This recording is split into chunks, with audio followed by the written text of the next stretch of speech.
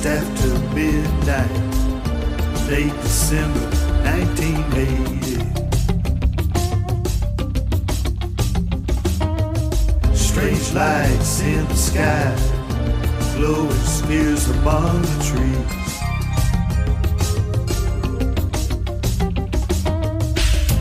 The woods lit up like fire, electricity filled the air.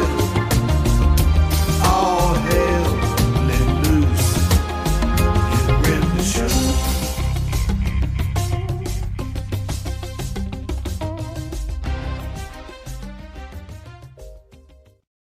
Paranormal Dimensions is a regular feature on Mondays on the Paranormal UK radio network. Any opinions or comments made by any guest are their own, and they do not necessarily reflect any of the presenters or network's opinions. We're about 150 or 200 yards from the site. Everything else is just deathly calm. There is no doubt about it. There's some type of strange flashing red light ahead. It's yellow. I saw a yellow tinge in it too. Weird. It appears to be maybe moving a little bit this way. It's brighter than it has been. Yellow. It's coming this way. It is definitely coming this way. Pieces of it are shooting off. There is no doubt about it. This is weird. There's something very, very strange.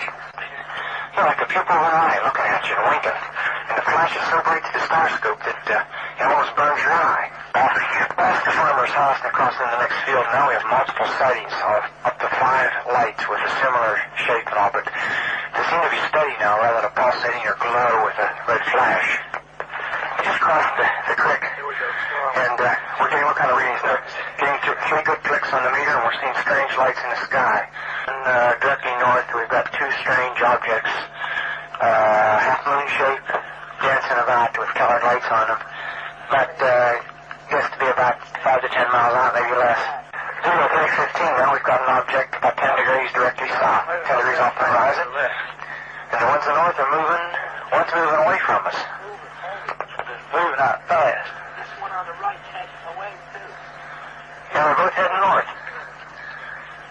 So here he comes from the south. He's coming toward us now. Now we're observing what appears to be a beam coming down to the ground. This is unreal.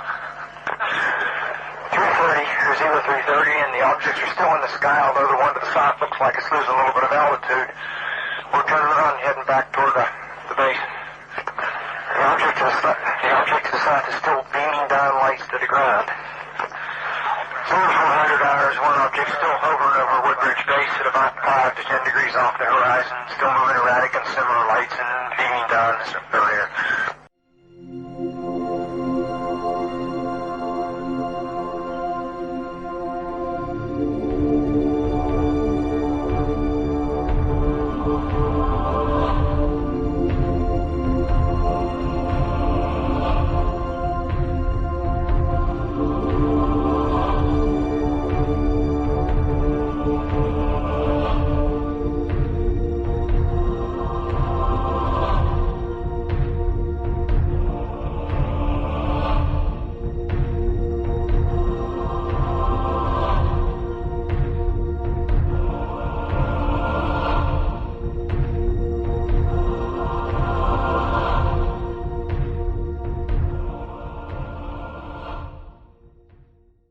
Hello, this is Nick Pope, and you're listening to the Paranormal UK Radio Network, the UK's biggest paranormal network.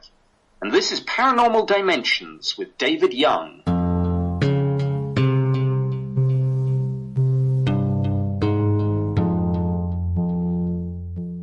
Hello, and welcome to the final show of 2020. Thank you for that intro, Nick.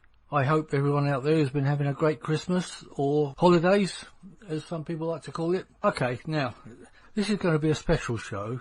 As many of you all know, it's 40 years since the Rendlesham UFO incident in the UK here. Thanks once again for the messages and emails, etc. If anyone wants to get in touch with me for any reason, please do so. My email address is davidyoung2qn@yahoo.co.uk. That's davidyoung2qn@yahoo.co.uk. Okay, now on to the Rendlesham UFO incident. It was December 1980 really almost to the day as this show is going out, that the UFO incidents took place. It took place over a period of 3 nights, between the 25th and the 28th of December 1980. The first night involved Jim Penniston and John Burroughs and a few other people. The third night was Colonel Charles Halt. Now, I did actually have Jim Penniston on the show on the 12th of August 2019. He gave a very detailed show. This was just before his book came out. So that show is going to be rerun. So if you haven't heard it, or even if you have heard it, it's certainly worth a listen again. The second segment will be Colonel Charles Halt. It's actually an interview he did with me on the 9th of September, the day after he did a very successful conference in Woodbridge. Anyway, the first segment is going to be Jim Penniston, and it's about 2 hours actually, this talk of Jim's, and I think you'll find it very detailed and very interesting, and it's certainly worth a listen again if you've heard it before. But so over to Jim Penniston. Hello, Jim. Are you there?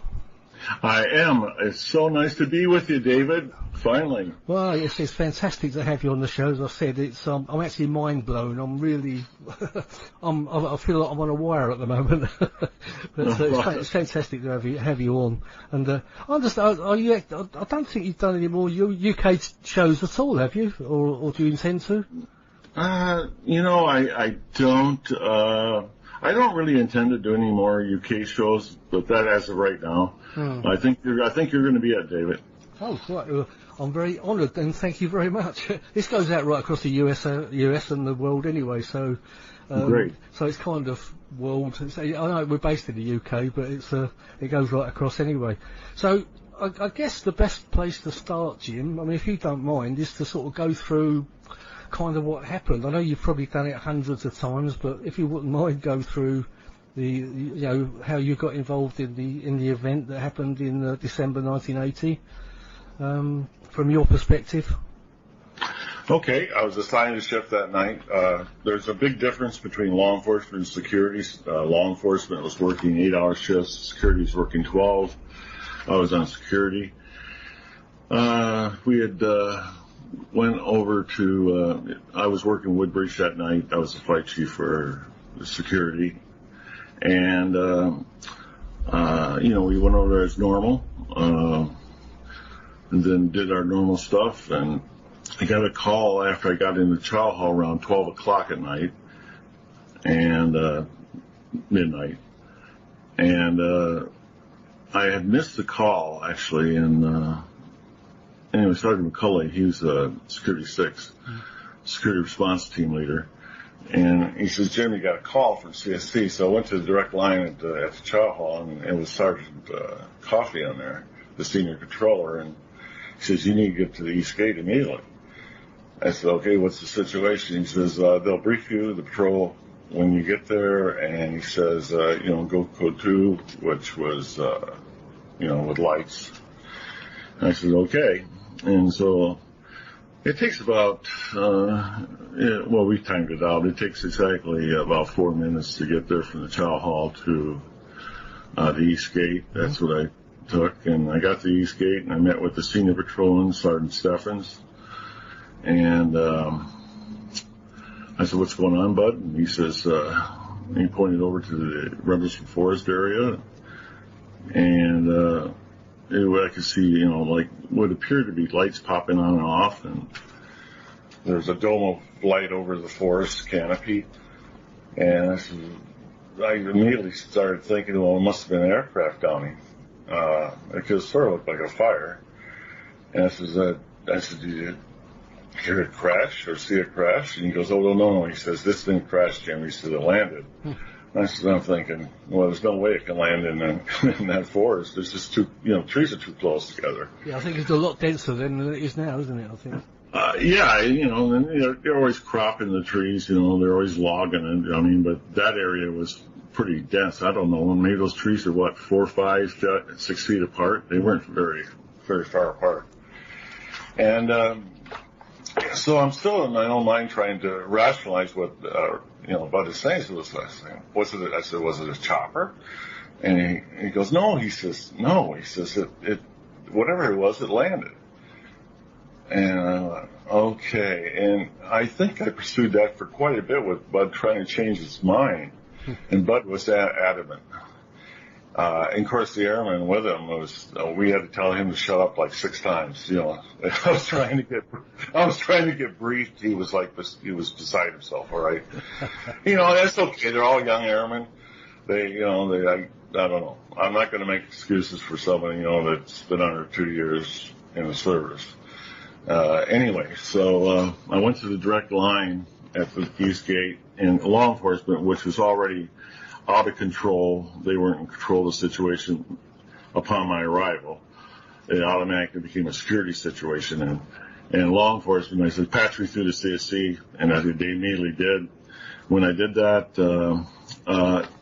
this is all instantaneous, pretty much. It all happens in a period of a couple of minutes. I have, the senior controller, Sergeant Coffey. I have the comm plotter, Sergeant Dillard. I got Sergeant Chandler, the flight sergeant for Bentwaters. I have, Skip Moran, Lieutenant Skip Moran, the shift commander first. They're all on at one time. So when I'm talking, there's other actions being done by these other individuals. Right.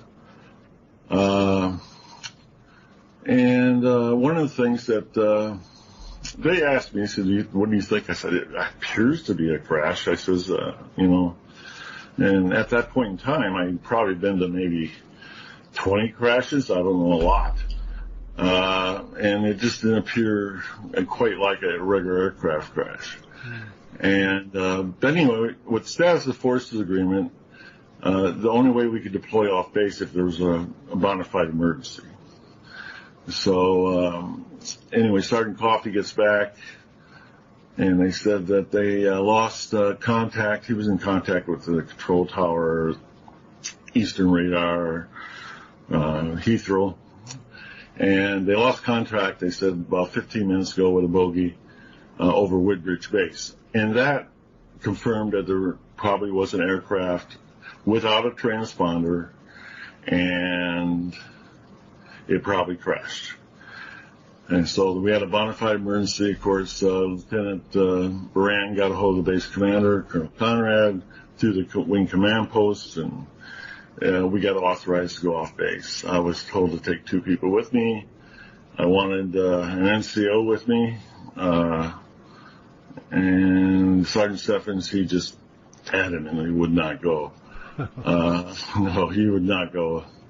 And Sergeant McCulley, I couldn't really pull him in case there was a security situation, it was a ruse or something like that, because he would be in charge of, response at the base. I think you understand that. Yeah.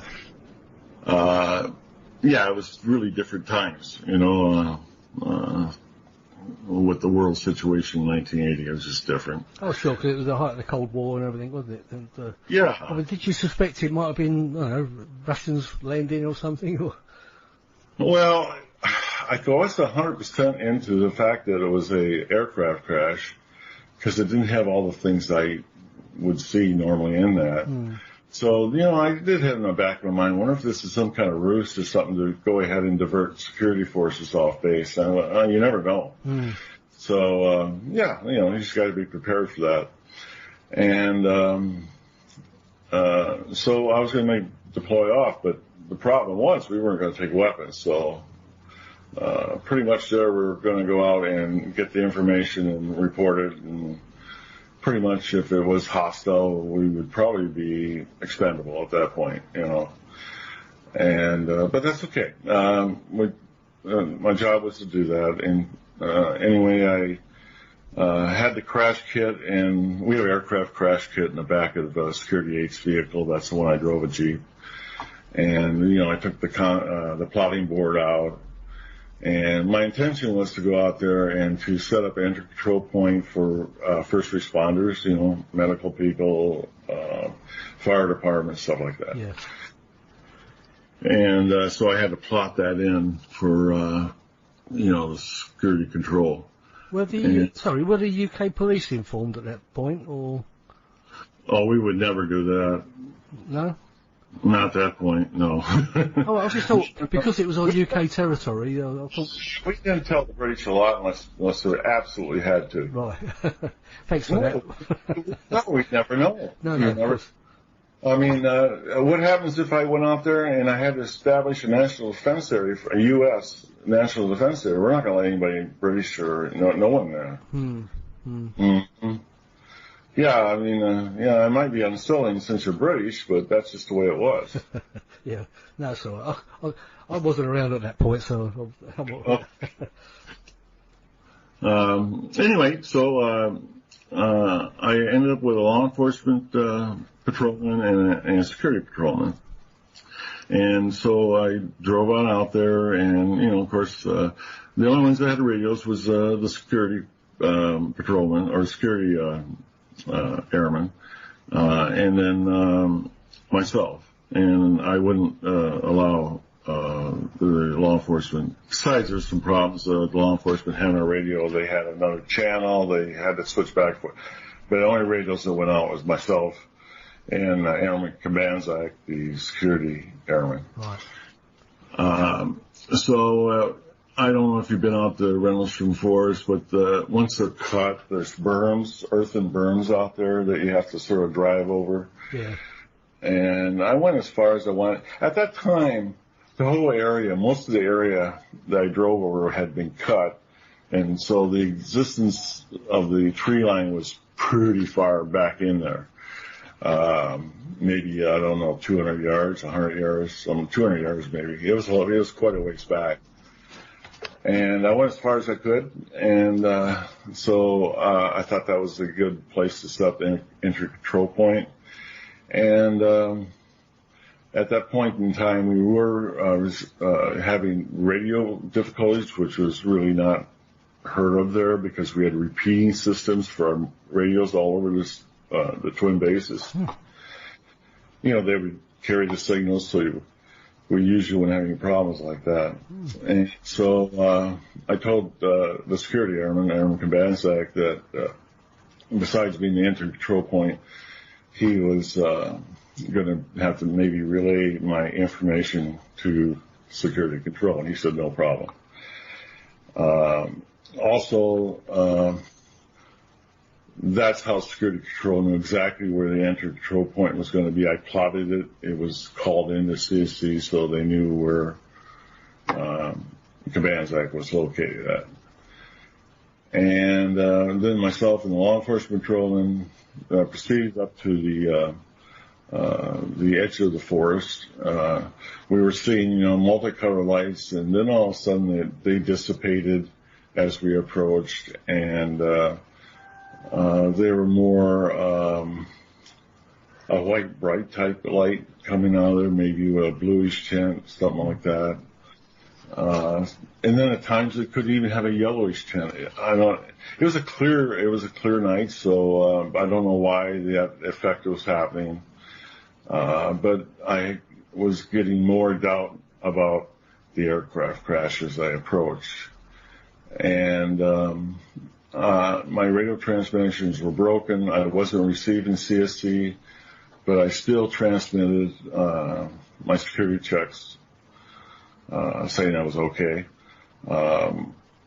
And with the hopes that they could pick everything up. I did later find out from Sergeant Coffey that CSC, Central Security Control, received all my radio transmissions. Oh, yeah. So that's new. That's in the Rendlesham Enigma book. Where we're at. We're going to be going into the forest, and as we approached into the forest, there was a bright light that it just exploded, but without sound. Okay, I was taking pictures up to that point because I had my camera because I thought it was going to be a crash scene. We have the cameras in the crash kits, by the way. That's how we have cameras. We'd also take pictures of the airplane tail number people, those kind of people, and anybody else who's on the perimeter, we take pictures of them, taking pictures of us.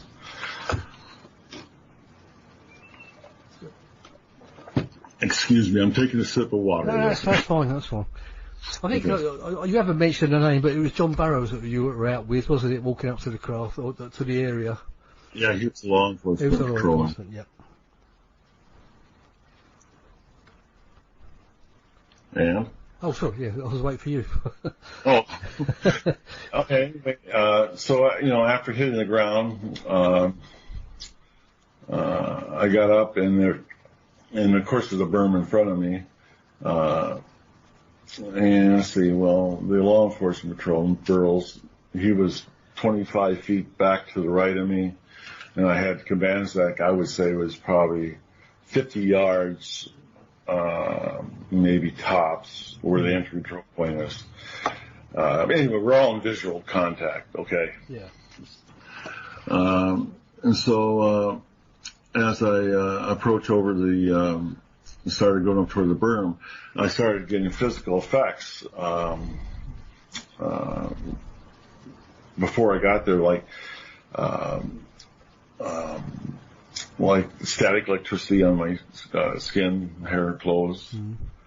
Mm-hmm. There was no sound. For some reason, the air was like dead. And you couldn't hear air or breeze through the trees, or like me walking on the forest floor, which is crunchy anyway by debris and stuff.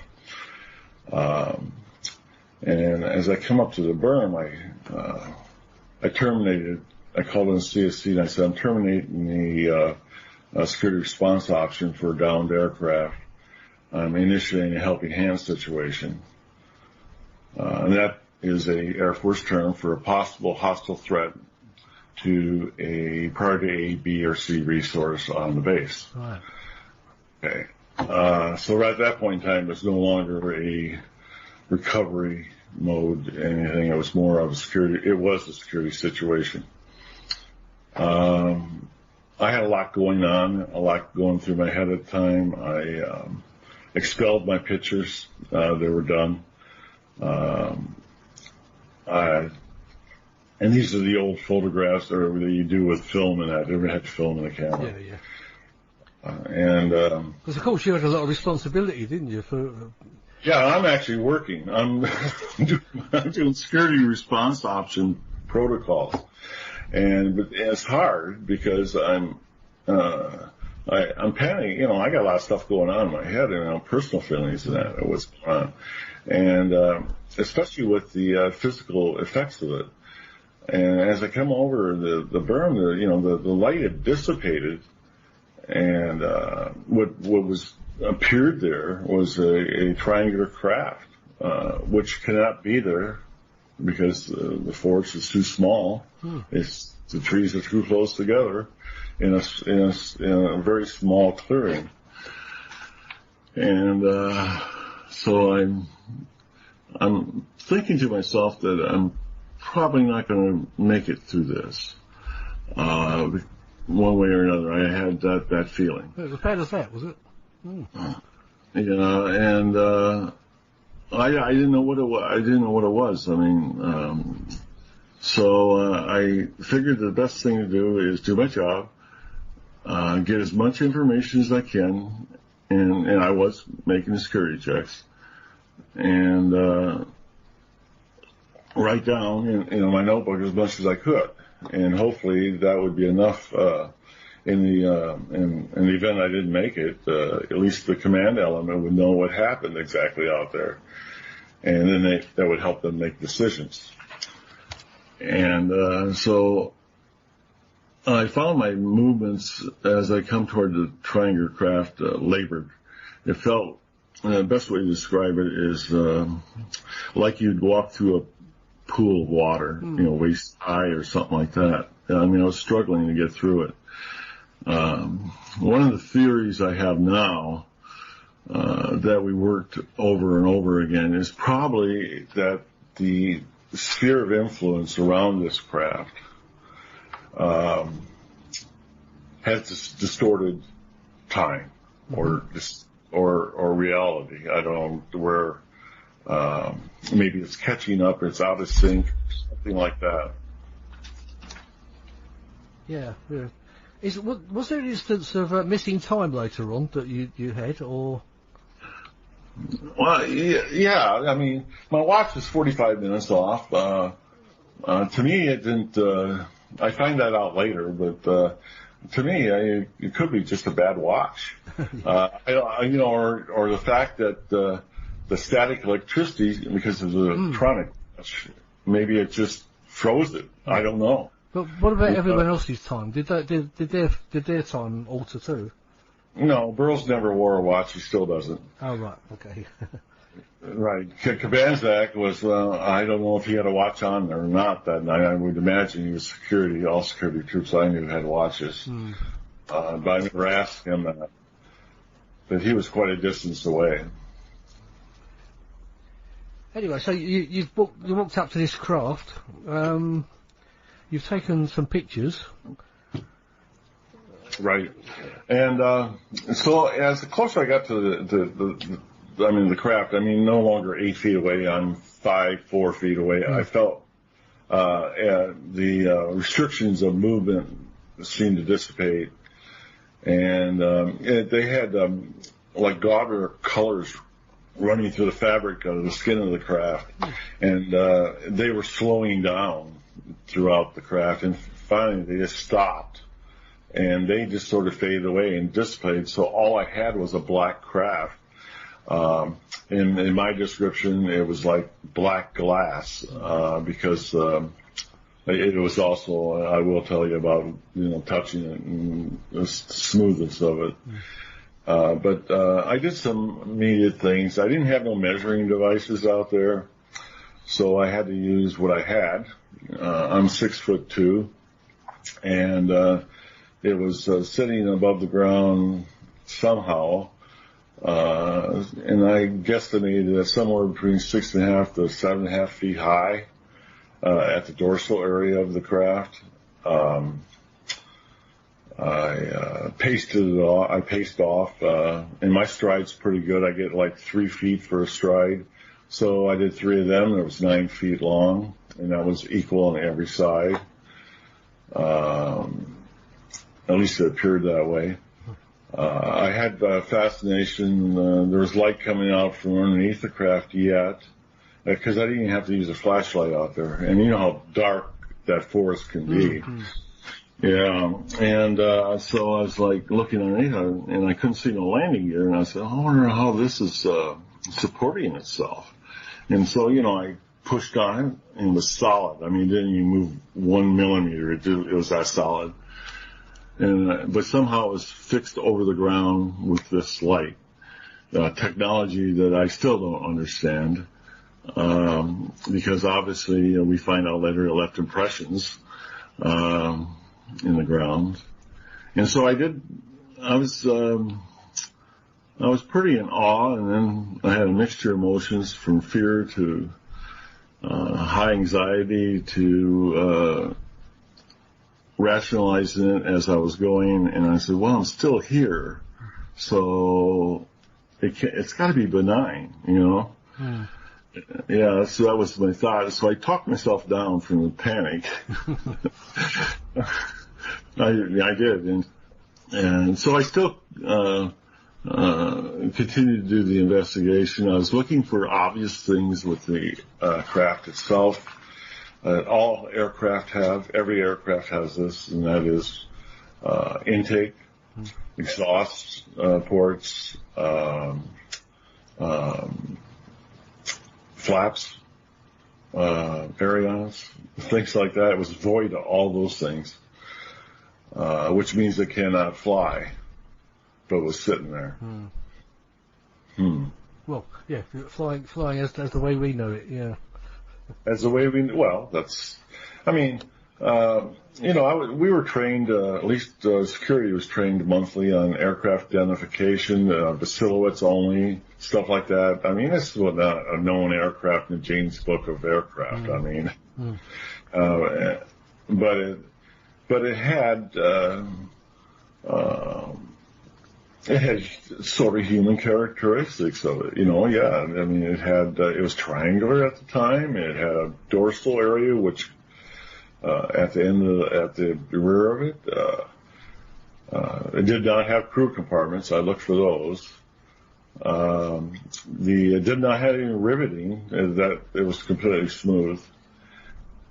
Then, did you feel that it might have had some sort of living beings on it, or would you not? Or you just didn't know, or? Well, I didn't know. I was just doing whatever facts it was. The thing is it was too small to be manned by a pilot. Yeah. I mean, it was just too small for that. So, but somehow it was intelligent intelligent control because it was there. How did it get there? I'm out in the middle of a forest in Suffolk. How did this happen? And it seemed to know that you were there as well, didn't it? The people looking at it. Well, I don't know exactly. I know that it got docile because of the less activity, and it seemed they didn't take no type of action for my walking around it. I was still hopeful. When I seen I was going to do a 360 walk around, and I was like, I don't know, halfway around, and I seen there was writing on it. I went, oh, thank God, there's writing on this thing. Oh, yeah, I was like relieved, and I said, yeah, it might be, NASA, Russian, it could be anything. I was just hoping for anything. And, then when I got close to it, it wasn't writing. It was like, glyphs, pictorial glyphs. And I said, oh no. And so, I touched the craft and it was smooth and, it was warm to touch.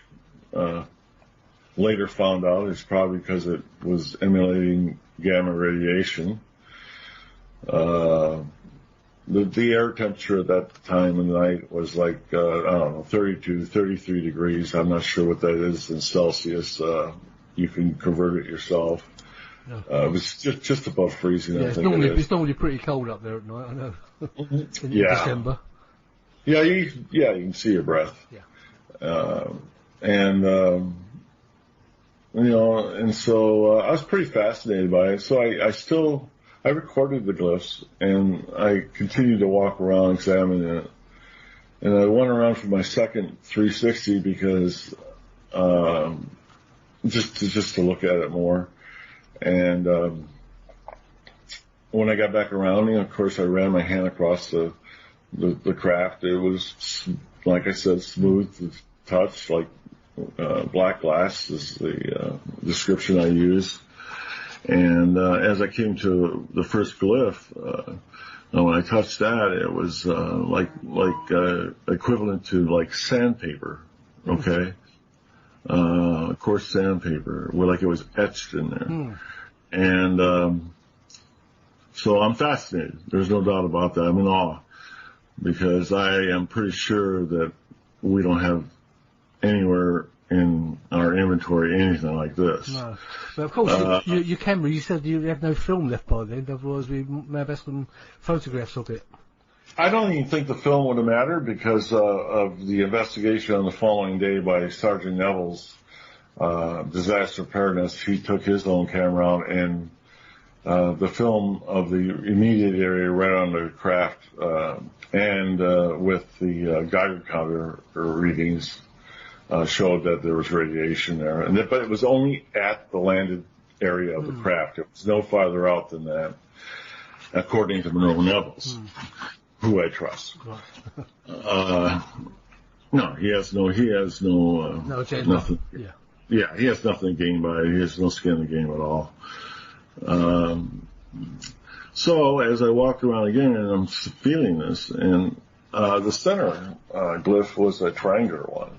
And it was above the other ones. And I'll tell you, the glyphs measured, based on my extending my arms at it, about 3 feet long, stretched out, and the bottom row underneath the triangular one, I would say they're 4 to 5 inches high. They were, because of my hand. I used that to gauge it. And the one on top was considerably larger. I would say it's probably 10 inches. Something like that. And so when I touched that, I had a blinding light, and all I could see is white light. And I started gaining my senses. I don't know how long I held on to that. I don't really know. And once during that, I mean, I was getting, with this white light, like flashes of numbers and all kinds of stuff. It was like crazy stuff. And then when I sort of got gaining my senses, and all I did was just take my hand off of it, and it immediately stopped. And even though it appeared to be a brilliant white light, couldn't have been a light, because I had my night vision. And I think you know this, most people do, if you are out in a dark area and you get blinded by white light, your night vision's gone for at least a half hour, 40 minutes. I mean, but I didn't have that effect. So whatever it was, I'm calling light, did not act like light, okay? Meaning that I still had my night vision. But after doing that, I didn't touch the craft after that. That's the last thing I was going to do, is touch it again. I didn't know if and I started backing away, because I started seeing the light, clumps of light start appearing again and start moving toward the. You might have felt that could have been a warning of some sort. Don't touch again. No, exactly, David. I got worried, because I started backing away from it. I said, "Holy, what did I do? Activate something? Is this going to explode? Is it going? I didn't know. I didn't think it was going to be good for me though. So I backed away from it, and the light started. The white light started coming back, and it was starting to get brilliant. I got back on the ground, and it lifted up and sort of moved back through the trees that it cannot move back through the trees because they're too close together. Okay, it went back through the trees, and maybe 10, 15 feet. And then it lifted up to the canopy of the forest, made a slight right turn, and in a blink of an eye, it was gone. Immediately, I got back up, and as I got up, I heard branches to the right of me, maybe 20 feet away was Burroughs, and he came up to where I was, and he's agitated, he's excited, he is babbling. I assumed he'd seen exactly what I seen. And he reacquired it, which is hard to do. But he reacquired it, and he says, "Look over there," and he took off toward it. And here I am. I'm trying to maintain a team concept. You don't ever separate from your team. That is a rule number one. Okay. In the military.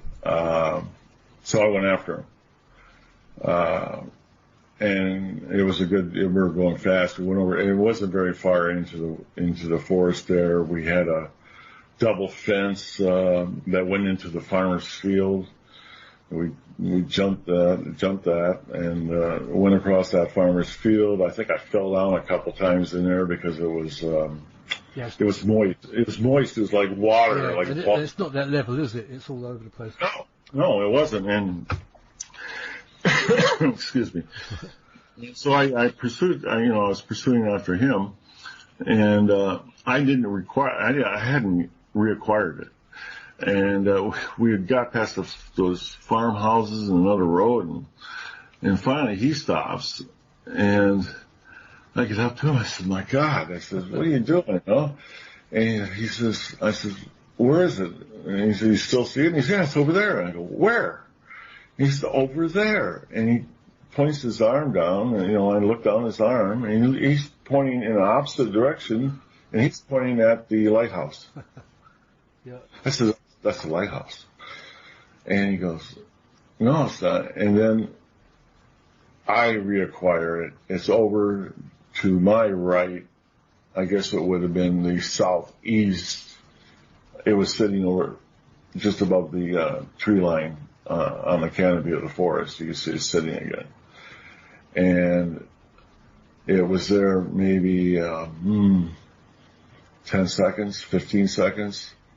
And then it, at a fairly high rate of speed, went out over toward the North Sea and east. And it was at that time we walked on back, and the discussion was minimal. Still agitated, the airman was, and I'm just trying to think, how am I going to explain all of this? I mean, and everybody's going to want to know exactly what happened. Yeah. And everyone's going to start taking I'll call it the Mickey out of you, if you know what I mean. That you've seen a UFO. Yeah, but I didn't really think that would ever happen. Oh. I mean, it was a security situation. No, I mean, we had radar contact, all kinds of stuff. Yeah. You got backup, yeah. Plus my transmissions. On the radio. Anyway, the law enforcement on the way back goes, what are we going to tell him? What are we going to tell him? What are we going to tell him? He says, we're not going to tell him nothing. I said, I'm going to be doing the talking, not you. That's how it works. And so on the way back, we get to the East Gate. The law enforcement guy goes with his patrol toward, the front side of the base. And we go on the short route, with security, to the back, gate at Bentwaters. And, it was, the posting bus, it was a Metro. And, on there, the other, security guys, were asking questions and I was busy, sketching down some stuff in my notebook. It was all supported, but mainly it was, they were curious, like, okay, what happened? Because there was different vantage points for everybody. I found out later, from Sergeant Hall and, who had the security, response team over at Bentwaters. He watched it apparently land. See, I never seen nothing like that. And, then we have the, guys that are working at Woodbridge Base Security. Everybody seen the takeoff by 80 of us, so that was pretty well documented that way. It was quite the night. So the next morning, after this event, I mean, I suppose you got back to the base, and what did you do? Just turn in for the night, and No, when I got back to CSC to turn my machine gun, the M16, and Sergeant Chandler was waiting for me, and I said, Jesus, Sergeant Chandler, you wouldn't believe what the hell happened out there. And he goes, he says, I was at the East Gate, so I seen everything. I said, oh, okay. He says, just go in, turn your gun in. He says, the day shift commander wants to see you, Captain Verano, because Lieutenant England had left early because he was taking a flight back to the States. Okay. So Verano was the day shift commander. So I turned everything in. I had my notes for my 1569. That's some of the stuff I wrote on the bus, or on the posting bus coming back. Writing the times down, converting in the military time, stuff like that. And I was going to give it to Sergeant Coffey so he could write the incident complaint report that attaches to the security blotter, which is the accounting of what happened.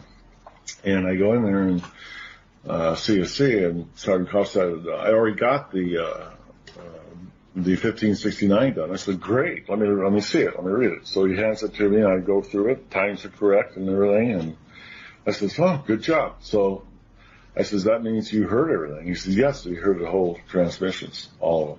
That's how he could do the 1569. And so that means I didn't have to do that. So I kept my notes for the 1569, which are in the upcoming book. Then I went outside and I ran into Aaron Burroughs, and I said, the shift commander wants to see us. I invited Burroughs with me. I was told that I was supposed to report, but I figured I need support.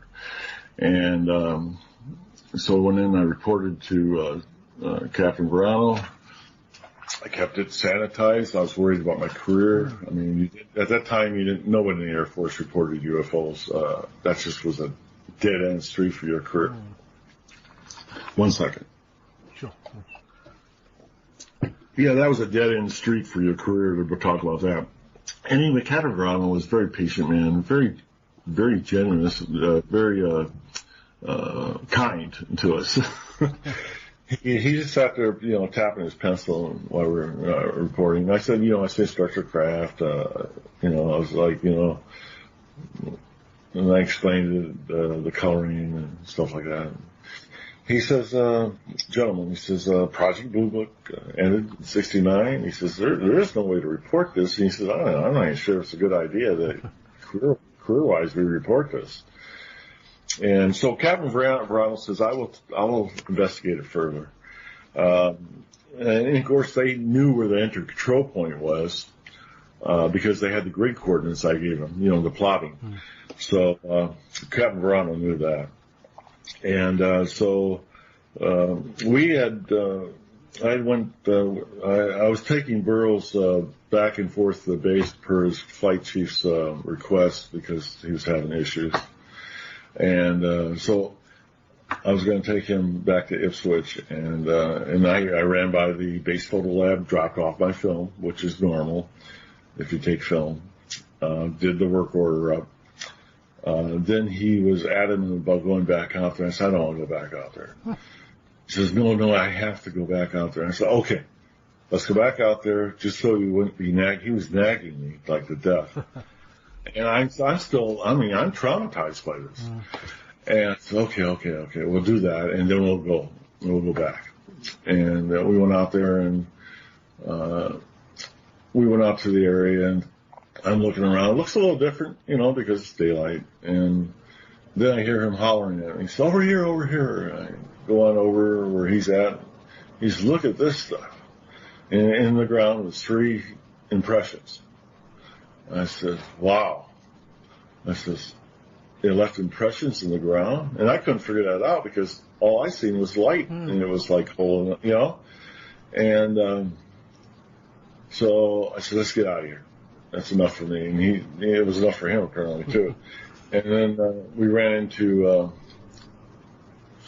I think it was Sergeant Goulias. I can't remember who it was we ran into right now. I have to look at my notes. I think it was Goulias, maybe Verano. They told us we seen them pulling up. That was it, maybe that. And anyway, so we went back to Ipswich. We're muddy, we're wet, we're tired. Speaking for myself, I was anyway. Yeah. And cold, no doubt as well. Yeah, the cold was coming in, no more adrenaline going on, and I was pretty exhausted.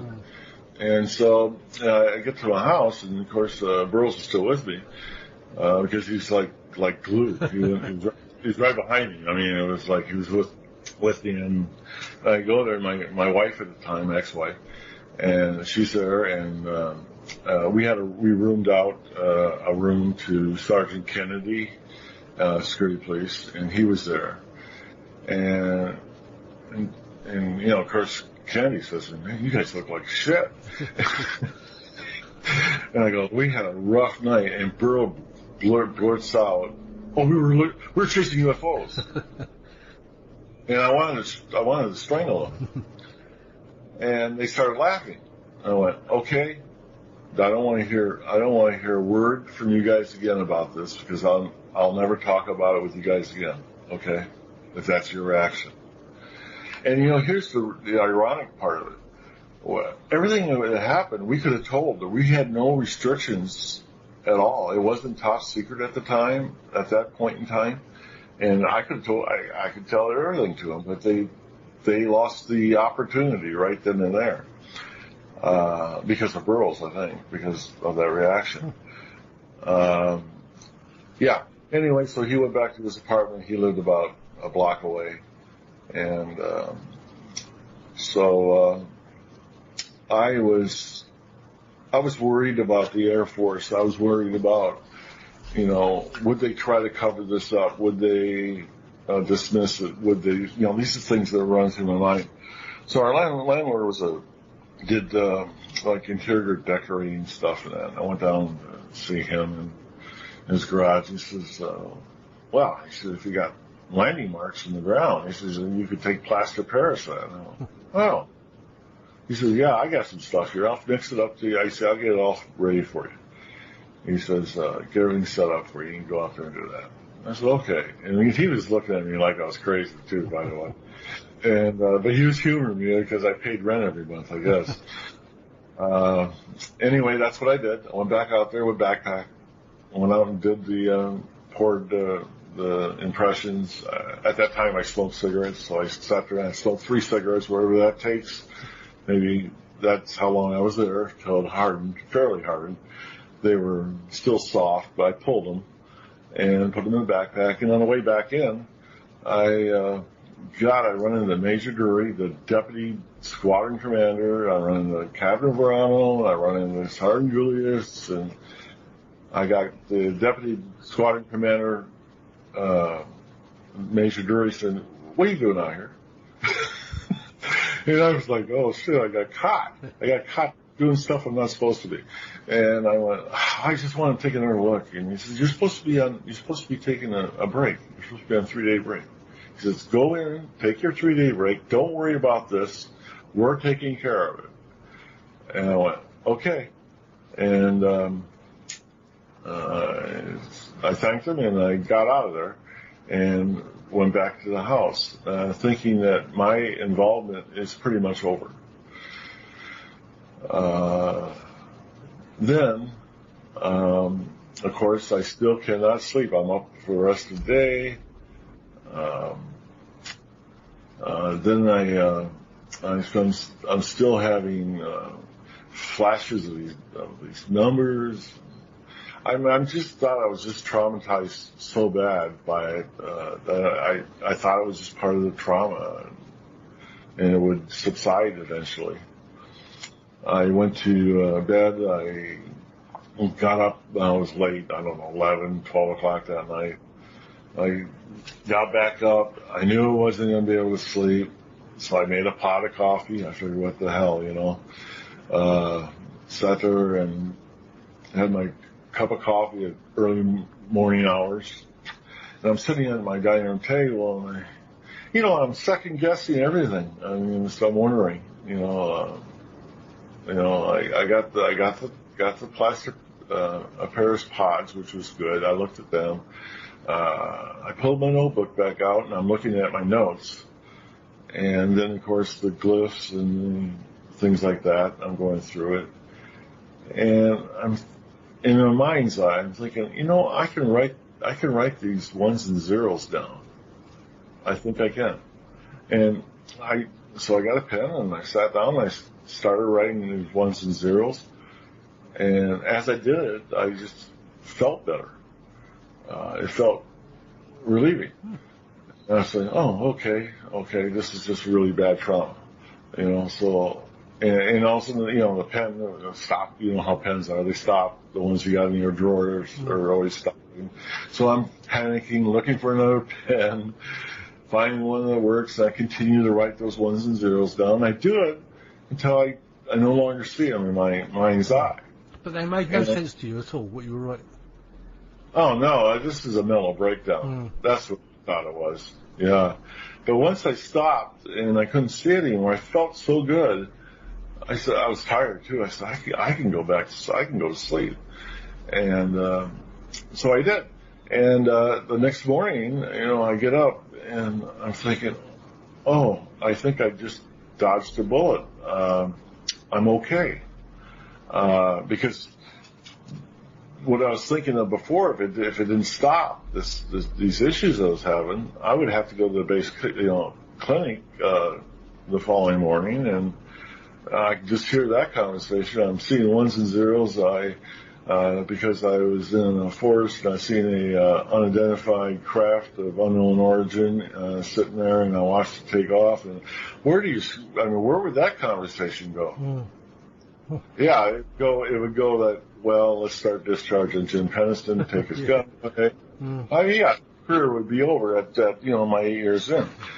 And so I figured I dodged it. So it was a very traumatic event, and that's why I kept that such. I thought, first of all, I didn't think it was significant, the ones and zeros, and the other thing is I thought it was part of a mental breakdown, and so I kept it private because I was embarrassed by it, and so that was a number of years not saying anything. I just pushed them.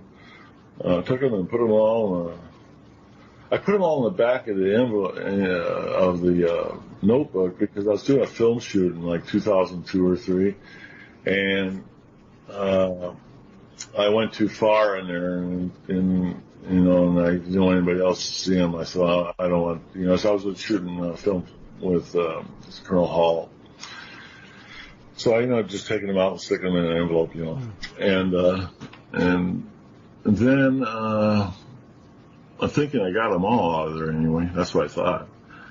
I just reached in as a group of them and pulled them out. It was a loose leaf type notebook, by the way. It wasn't very big, but that's why you could do that. And then like in 2000, I don't know, it was 11 or 10, something like that. We're going to do a film shoot out. I got called by Linda Moulton Howe to do a film shoot in Phoenix, Arizona. And so I went out there, and in the middle of that shoot, it was for Ancient Aliens. And while I was still sitting there getting filmed in a chair, at that time they actually had film. They were changing the film and reloading it. And I was getting questions from Burroughs about a date, about a specific date. And so I don't know, it might be in the notebook. So I'm flipping through the notebook. And I go too far, and there's like 4 or 5 pages still left in the back of the binary. And I go too far, and I cannot get it shut fast enough, right? And Bruce goes, "What's that?" I said, "Nothing." And I thought, okay, I'll just tell him what happened. I'll tell him it's, because it's part of that breakdown. But I don't want anybody else to know about it. And so I said, that's what happened. I said afterwards with these ones and zeros that he said that I was writing down from the incident. And so it was actually Burroughs and Linda Moulton Howe that they actually discovered the binary. All right. I was never going to make that public due to the fact I thought it was a mental breakdown. And so it went from there where we had the film crew and the producer, they were interested in it, and they were asking me about getting, copies of it. And I said, I'll think about it. And I went back and flew back to Illinois, and I get a call from Kim Sharon. She's a producer for Prometheus Pictures, who does Ancient Aliens. And she said, "Why don't you send it to me? Well, maybe we can get them deciphered." And I said, "I don't think they'll mean it. It was just a bad time for me." And no, she said, "Let's just do that." Okay. And I said, "That's fine." So the 5 that, I think it was 5 pages that were exposed from that Phoenix shoot, I scanned them and I sent them to her. And of course, I got Linda Moulton Howe. She's like calling me daily about them. About the binary.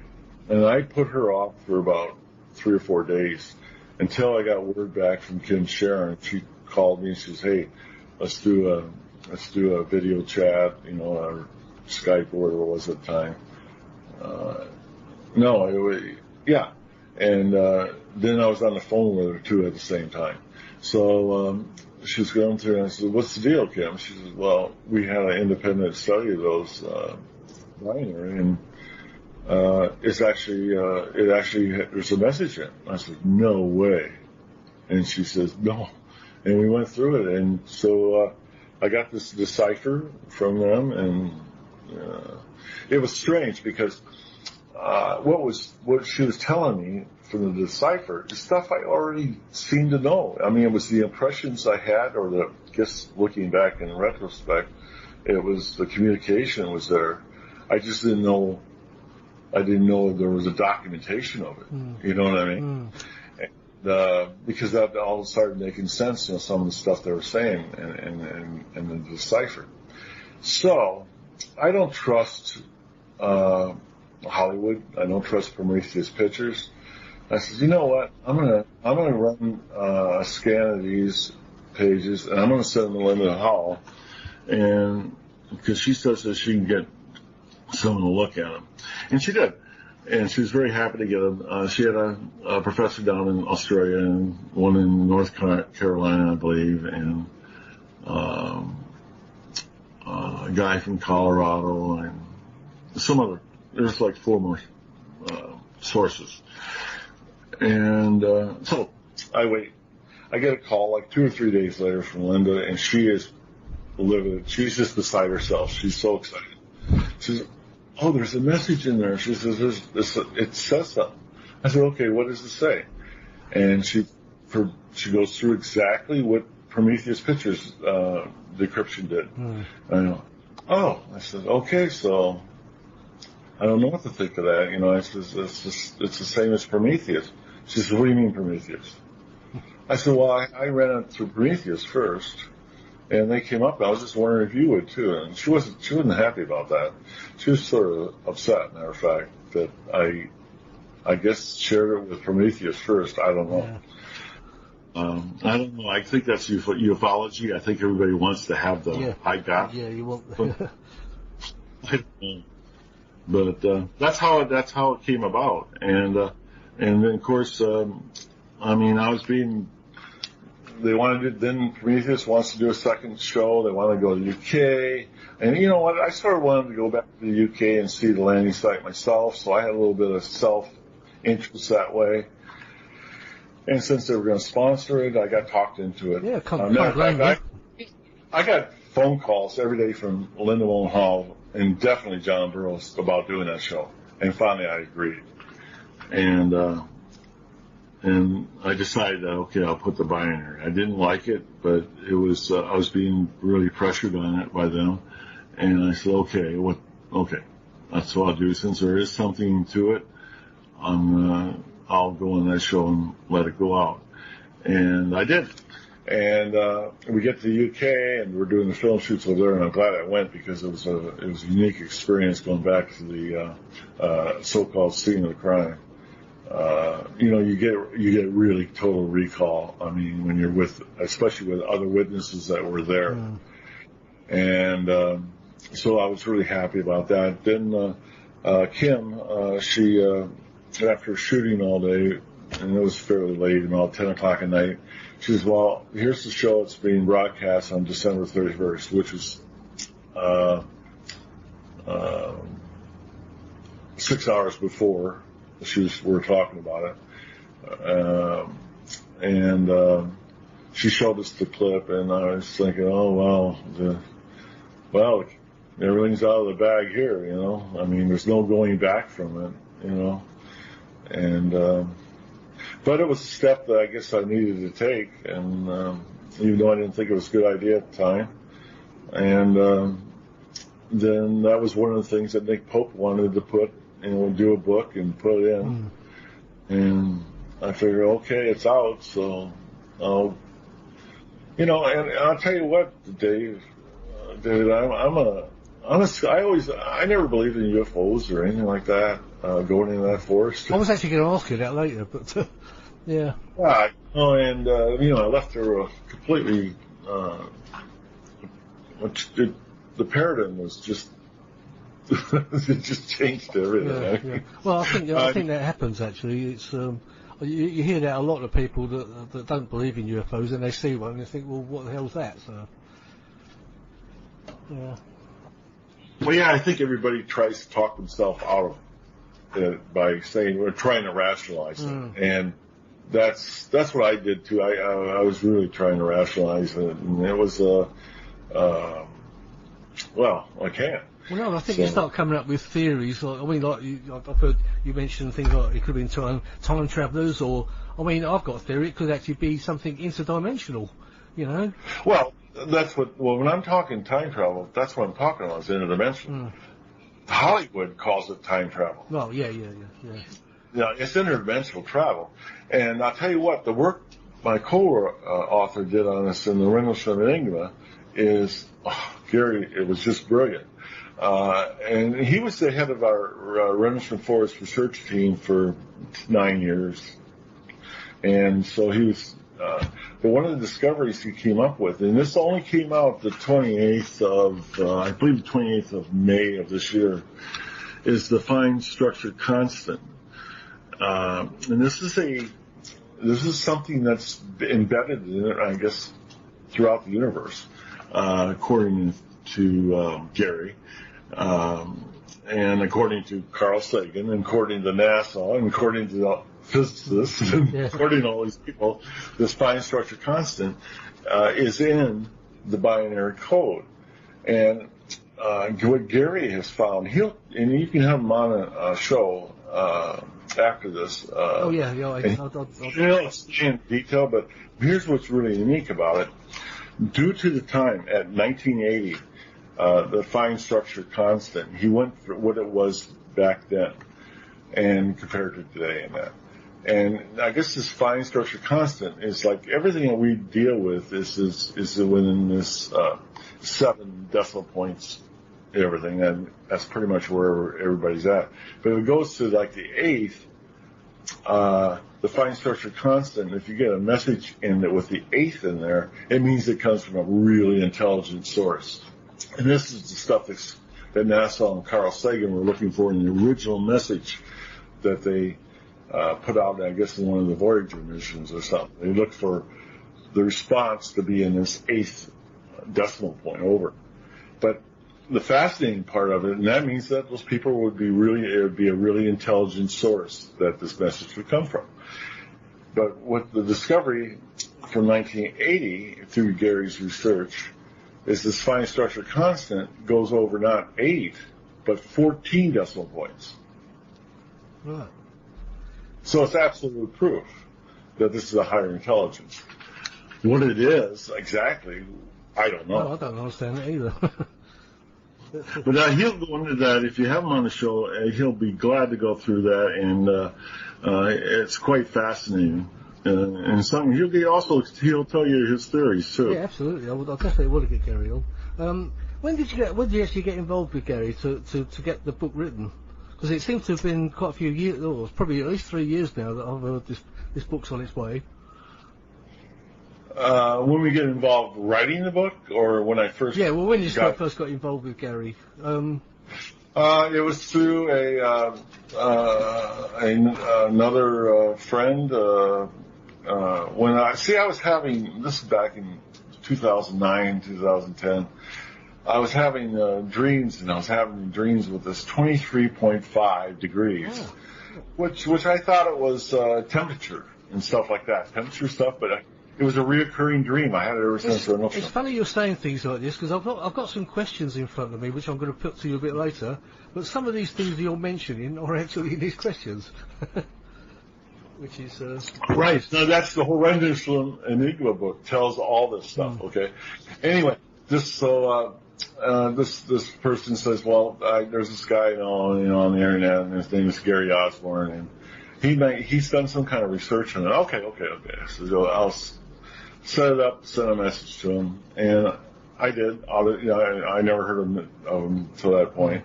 I sent it to him, and Gary was doing a book. I can't remember what the name of it was for somebody else, and I think Scott Crichton at the time, that was his name. I think it was called the Giza Prophecy or something like that.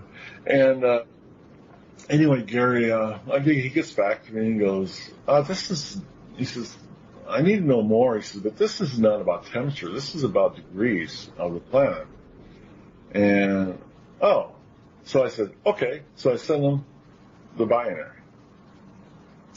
And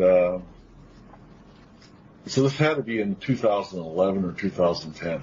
Anyway, I sent him the binary pages, and I said, here's what I want you to do. I want you to go ahead and research it. I says, come up with whatever you come up with. I'll give you free reign. I'm not going to try to influence you. I just want answers. Okay. And so he did, and I didn't contact him like 6 months, 10 months, or something like that. And finally, I get him. I said, how are you coming on that? He says, well, I thought you didn't care anymore. He says, you haven't contacted me. I said, no, I don't want to influence you. I want to, unbiased report either way. I don't care. If it's, BS, tell me. If it's whatever. And then he continued to research all the way up through 2015 or 2014. Is around the time the Encounter book was coming out, because he's now on the Rendlesham Forest research team along with other people. So the Encounter book was going to come out. So I let Nick know. I said, Nick, I got Gary Osborne. He's got like 50 pages he wants to write, and I have 80 I want to go in there. And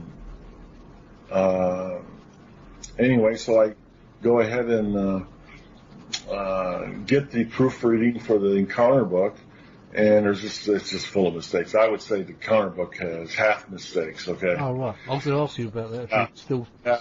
It's horrible. And Nick knows this. We've had a conversation about it. And, it's not bad. It wouldn't, and Nick's, because when I sent it in to change, Nick said, I already sent it off to the publishers. Sorry. Yeah. It's just done. And I said, okay. But Nick says, here's what I suggest. I suggest you write your own book on the Rendlesham Code. And I said, okay, I will. And since Gary's 50 pages wasn't even read or introduced in that book, and my 80, the meat and potato ones, were not put in that book, we had 150 pages to write there. Yeah, you had a good start already. Yeah. Yeah, and so we started in 2015, but Gary's methodical. We made sure everything was could not be dissected. I mean, the math doesn't lie. And anytime that we put I say something or something is fact, it is noted, and then Gary has it not just one level deep, but sometimes up to 6 or 7 levels deep in evidence from other witnesses, collaborating or whatever, saying that, that that's exactly what I'm saying. And so it's interesting. I probably wrote about 350 pages in the book, telling everything about the Rendlesham Forest incident that I knew, and afterwards, which is very important, and because of the cover-up. And then Gary's stuff it went primarily into notes, and what he did is researched everything I said. He was a skeptic. Everything I said he researched, and so what that produced in the Rendlesham Enigma book, it produced a book with the facts, evidence, and then what the reader can do is at the end of the day after reading this and make up their own conclusions. I'm not trying to convince anybody what happened. I just stated the facts and what happened. One of the other more interesting things is the cover-up part and how that came about. And it also tells about how the information left to East Gate came about. So, yeah, that's pretty in-depth. And all this is, of course, backed up by sources and, who were there and who were involved. And unlike what has been touted by some witnesses, I was taken care of. I was, they were concerned enough. I mean, like, Major Zickler, he was only there like 8 months after the incident, and he got an assignment out of there. And they replaced that major with a lieutenant colonel, and his name was, which is odd by that way anyway, that lieutenant colonel would replace a major, and it was Colonel Charles Highbush, who was he just got there. And at that time, I had my job in plans and programs. I was the NCOIC there for security police. And so I get a call like 2 days after the new commander comes in, and saying, I got to go up to his office. He wants to talk to me. And I said, wow. I said, so I'm like looking at overlays of, classified plans, top secret plans, all that stuff, because I figured that's what he's going to talk about since my position was plans and programs. Mm. And so I go up there and I have all these books. And I go in there and I go, I can't even report right. I can't even salute him when I go and I got these books. And I said, I'm sorry, Penniston. He says, oh, no. He says, he wants out. He goes over and says, he said, put that stuff down. I said, I brought certain plans up that, I don't care about that. I go, what? And he goes, no. He says, I'm Chuck Highbush. He says, I just came from the Pentagon. And he says, I worked security police intelligence there, which when I checked, there is no such thing as security police intelligence there at the Pentagon. Okay? And he says, I'm here for if you have problems about the incident. He said, I seen the classified report on it, your statement that you did, which is the 4-page one that he wrote after the incident at the OSI building to the 2 other agents that were there, that he's seen. So I knew that made it to the Pentagon because he read it. And he was my lifeline, someone that I could talk to throughout my Air Force career. And which he did, and we met in various places. He'd show up at bases I was at when I was in Germany or something like that. It's all described in the Penniston and Enigma book, and I think it's quite fascinating. A part of the incident that nobody knows, because I just Colonel Highbush knows. I mean, he knew, but we kept it pretty confidential. Well, at the time, until I got out of the service, I thought, I was told that the Penniston Force incident was top secret, so I never did talk about it. Even though I heard about it at every base I was at, people buzzing and talking about it, I couldn't say nothing. And then when I got ready to, so how can I talk about the Penniston Force incident if it was top secret? How can I do that? Well, I'll tell you how. Here's where Colonel Halt comes into it. He retired like a year or 2 before I did. And I think he did Unsolved Mysteries with Burroughs. And that's where Burroughs, he describes the triangular craft and everything. It's all in there.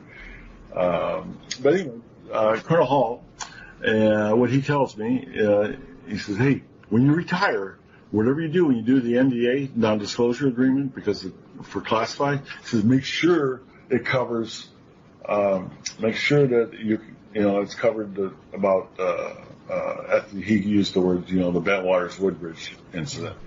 I said, okay, because that's what he did. And I said, what happened to you? And he said, he said nothing happened there. So they go in. I said, oh, really? And I said, yeah, that'd be pretty good to get. So I'm at Penniston Air Force Base in 1993, and I'm out processing to retire. And the personnel guy's in front of me, the sergeant, staff sergeant, and I said, I read the NDA. I mean, it's got all kinds of stuff, about nuclear stuff and other special access programs. Yeah, all that stuff's in there. I said, it doesn't say anything about Bentwaters or Woodbridge in it. It says 1980. I says, is that classified or is it unclassified or what? And he said, well, I'll send a Twix. They call them Twix, the message, classified message off then to the Pentagon, air staff, and ask that question. And I said, okay, so you're going to get back to me? Yeah. So he said he'd get back to me, and that was like a couple days later, I get a call from personnel office at Grissom. He said, come on down and finish your out processing. And I said, oh, great. So I go back on there, and he tells me, he has the Twix message in his hand. He says, I got a really strange response from the Pentagon on that. He says, and here's what it says. He says, nothing classified happened on those dates in question at that base, so therefore nothing is classified. Really strange response. And I says, can I have a copy of that? that's how it is. The Air Force said nothing happened, and said it was unclassified. So did you get a copy of it? Of Oh, course. yeah, escaped. Yeah, that's fine. Yeah, so did Colonel Hall. We both did. I mean, that's why we can talk about it. And if anybody says they're in the military or working for DLD, and they're talking about something, they said it was a top secret program, believe me, it's still top secret, okay? And they gotta have, and they gotta have an NDA that would say they can't talk about it. So what that tells you is probably most of the stuff that's being said now, especially like this, TTSA stuff, that stuff obviously is either embellished, made up, or disinformation program, because if it was classified top secret then, it's top secret now. Okay? I mean, there's stuff right now that I know is top secret from when I was in. It's still classified. It's not gonna be declassified either. So that's just to give you a background as top secret and special access programs, and acknowledged and unacknowledged special access programs work the same way. Right. Yeah. Yeah, that's interesting. All that. I can't wait for the book to come out. Actually. Yeah, I think you're going to be surprised. This is not a typical Reynolds from book. I mean, I tell you what, in my personal opinion, the best book so far about Reynolds from Forest was done by Georgina Brewer. Yeah, I agree with you. Yeah. And it had mistakes, but she did a great job on that. And I told Georgina this many times, and I was pretty pleased with it. And so, in a way, it's a continuation of Georgina's work. The other books, taken and thrown away. Well, one has been, hasn't it? Left at Eastgate was withdrawn. And yeah, but there's an interesting part about that whole story in there, and how that developed, and how that airman came up with that. It's all factual, and it's got other people involved, so it's a pretty it's enlightenment. You're going to be enlightened by it. Yeah, I can't wait, as I say. I mean, where do we go there? Do you want to answer some questions that people have put to you, Jim? You did ask me to ask people if they've got any questions for you. Did you get any, David? Yeah, I've got a list of them. They're not too many, and there's nothing too traumatic, like I say. I mean, I've got one or two questions myself. But when you went off base, did you? I think you said you didn't take any weapons with you, did you? No, we couldn't because of the status of forces agreement. Besides that, it just made the British really nervous. Sure, yeah. Okay. Yeah. But the status of forces agreement is even. I mean, if let's say they were flying a nuke aircraft over the country somewhere and it crashed, guarantee you we'd all be armed, and we'd have a national. You know what I mean? But there are certain situations that we would, but going to an aircraft crash is not a armed response, you know. No. I've heard another report that one of the people claiming to be on guard duty on a different night to the RFI was actually on guard with an M60. Now, would this ever happen? No. It wouldn't happen? No. Okay. Well, I think you know what I'm referring to, but... No, I don't. I know that M60s were on the base, because I've actually asked at the Cold War Museum. Oh, yeah. Yeah, we used them for exercise and that, and for wartime type missions. No, they never were used to normal security. Never. Well, for anyone out there doesn't know what M60 is, a heavy duty machine gun. Yeah, you just happen to have the guy that wrote all the security police plans and programs, that's security directives and everything for the base, from 1981 to 1984. I know for a fact that they're never used, period. Right. Okay, that's good. Well, it's answered something anyway. Okay, well, I'll get into a few questions that people have put to me. I think you may well have covered some of it anyway.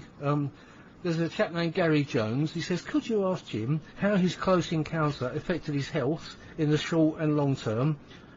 he heard it mentioned in the Boston hearings that it seems that there's connections with close encounters in craft that emit strong EMF fields. It's good evidence for researchers to have.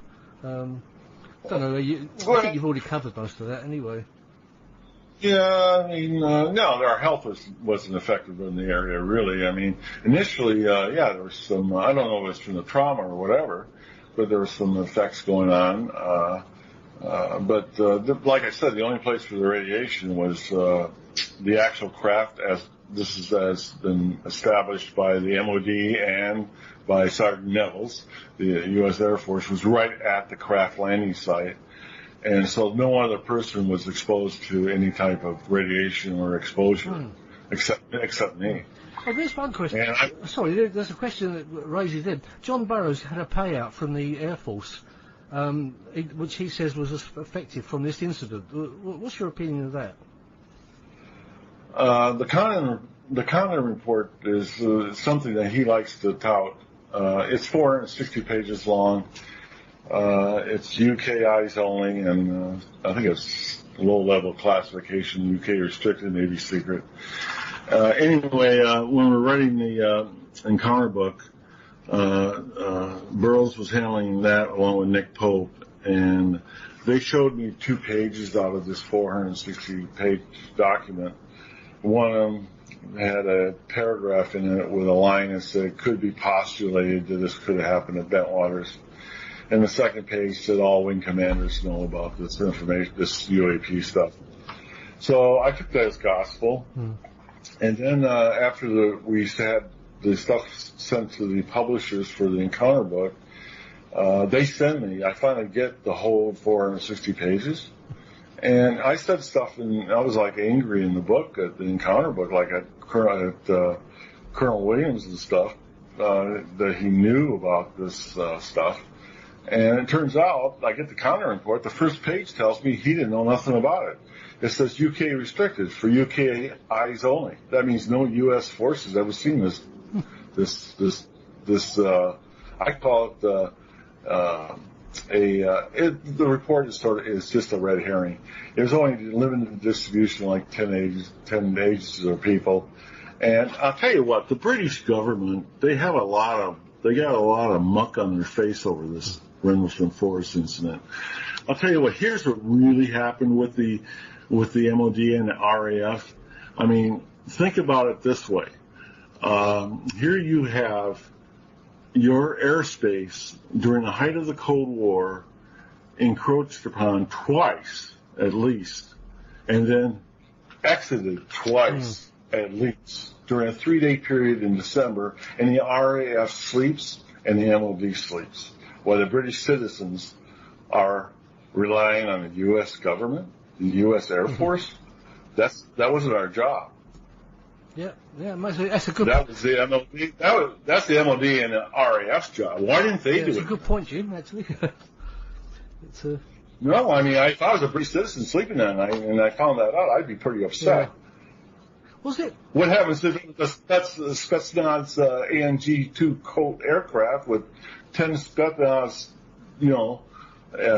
troopers on there going to sit there and sabotage stuff, in the UK? Who would know?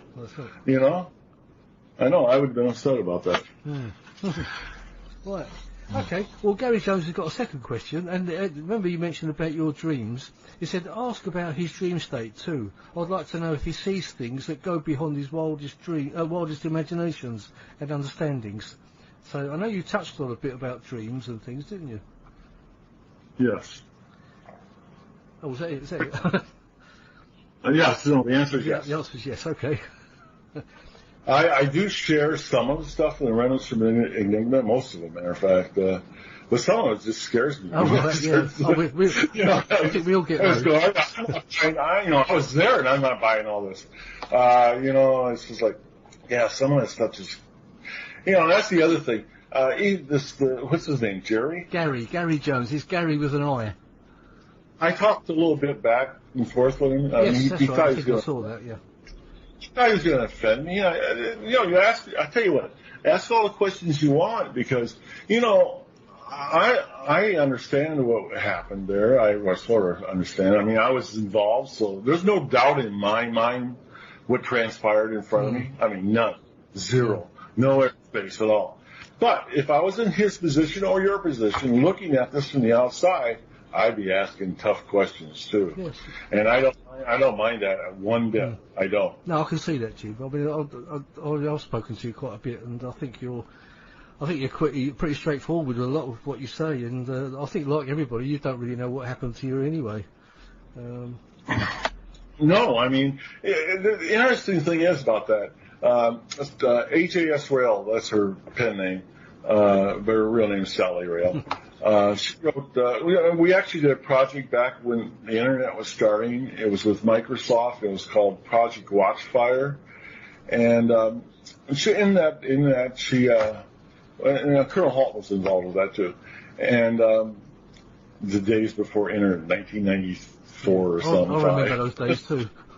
What did we do with ourselves? I don't know. I don't know. And then at the end of the article, she says these two questions remain the same today, that she asked at the end of the article she wrote. She says, 2 questions remain. She says, who are they and where do they come from? And that's the same thing that really remains today. Yeah. I mean, you're right. We're still asking the very same question. Yeah, you're right. Okay, right. We'll go on to the next one. We've got Chris Evers. I think you probably may have heard that name. He does the OLM magazine, and he says when he thinks back now to that night and the events surrounding the RFI, is he glad the information was made public, or does he regret it? If he regrets it, why does he?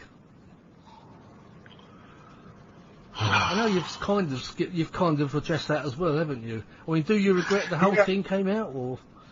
Well, no. I tell you what, I'm glad it came out because with the information being public is safety.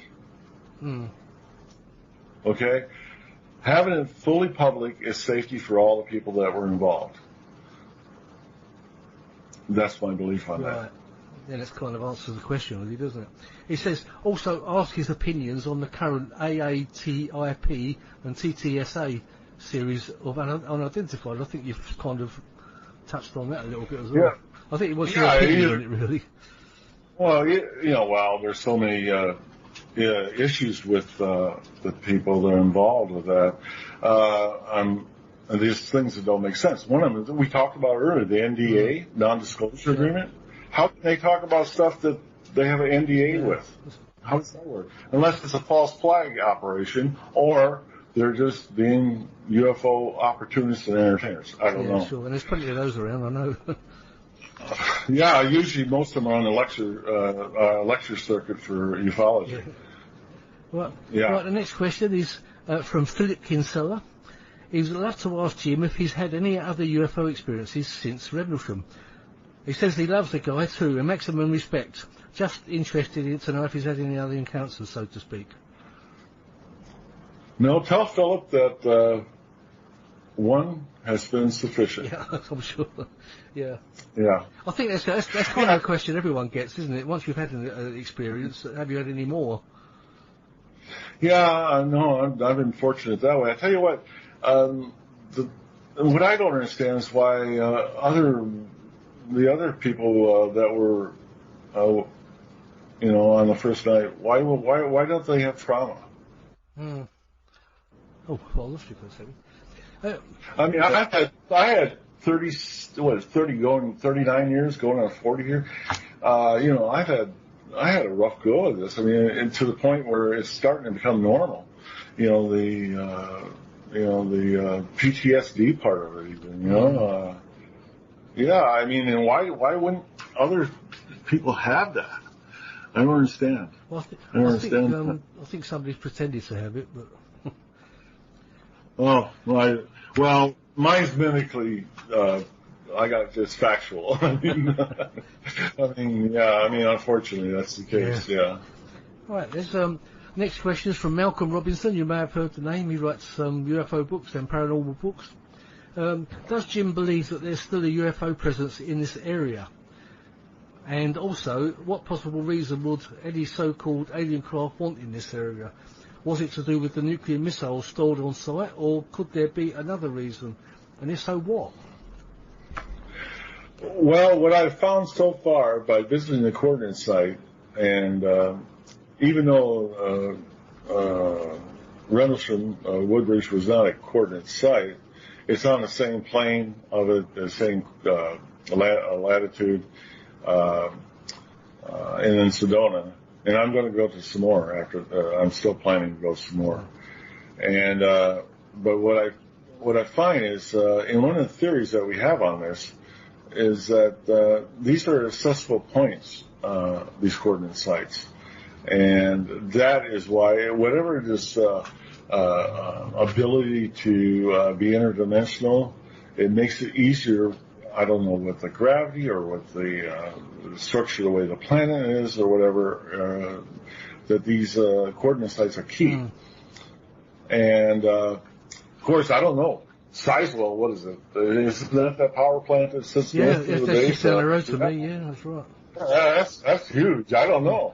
There are cases that I have followed because of the military aspect, that some involve nuclear material, and some are just hoaxes, and some people are just don't understand too. Yeah. That's the other part. I think the worst one is that Maelstrom missile thing. That's the worst one I know of. Well, yeah, because there was a problem that used to be top secret with the Boeing missile system. It was a hardware problem that would cause these missiles to go offline, no-go status, arbitrarily throughout the 3 missile fields in North Dakota, Wyoming, and Montana. It's been happening since they put them in the 60s. And they only recently, I think it was in 2005, declassified it, and because they fixed it. They fixed the problem, why they would go no-go status. And it was a hardware problem, apparently. So there was a theory that Cobra Mist project that ended in '73, I think it was, may have caused some sort of a ripple or damage to the. If you look at the interdimensional aspects of it, what's your theory? What do you think about that? Well, the Over the Horizon Radar project, is that what you're talking about? I believe it was. Yeah, on the Orford Ness. Well, no, I doubt that.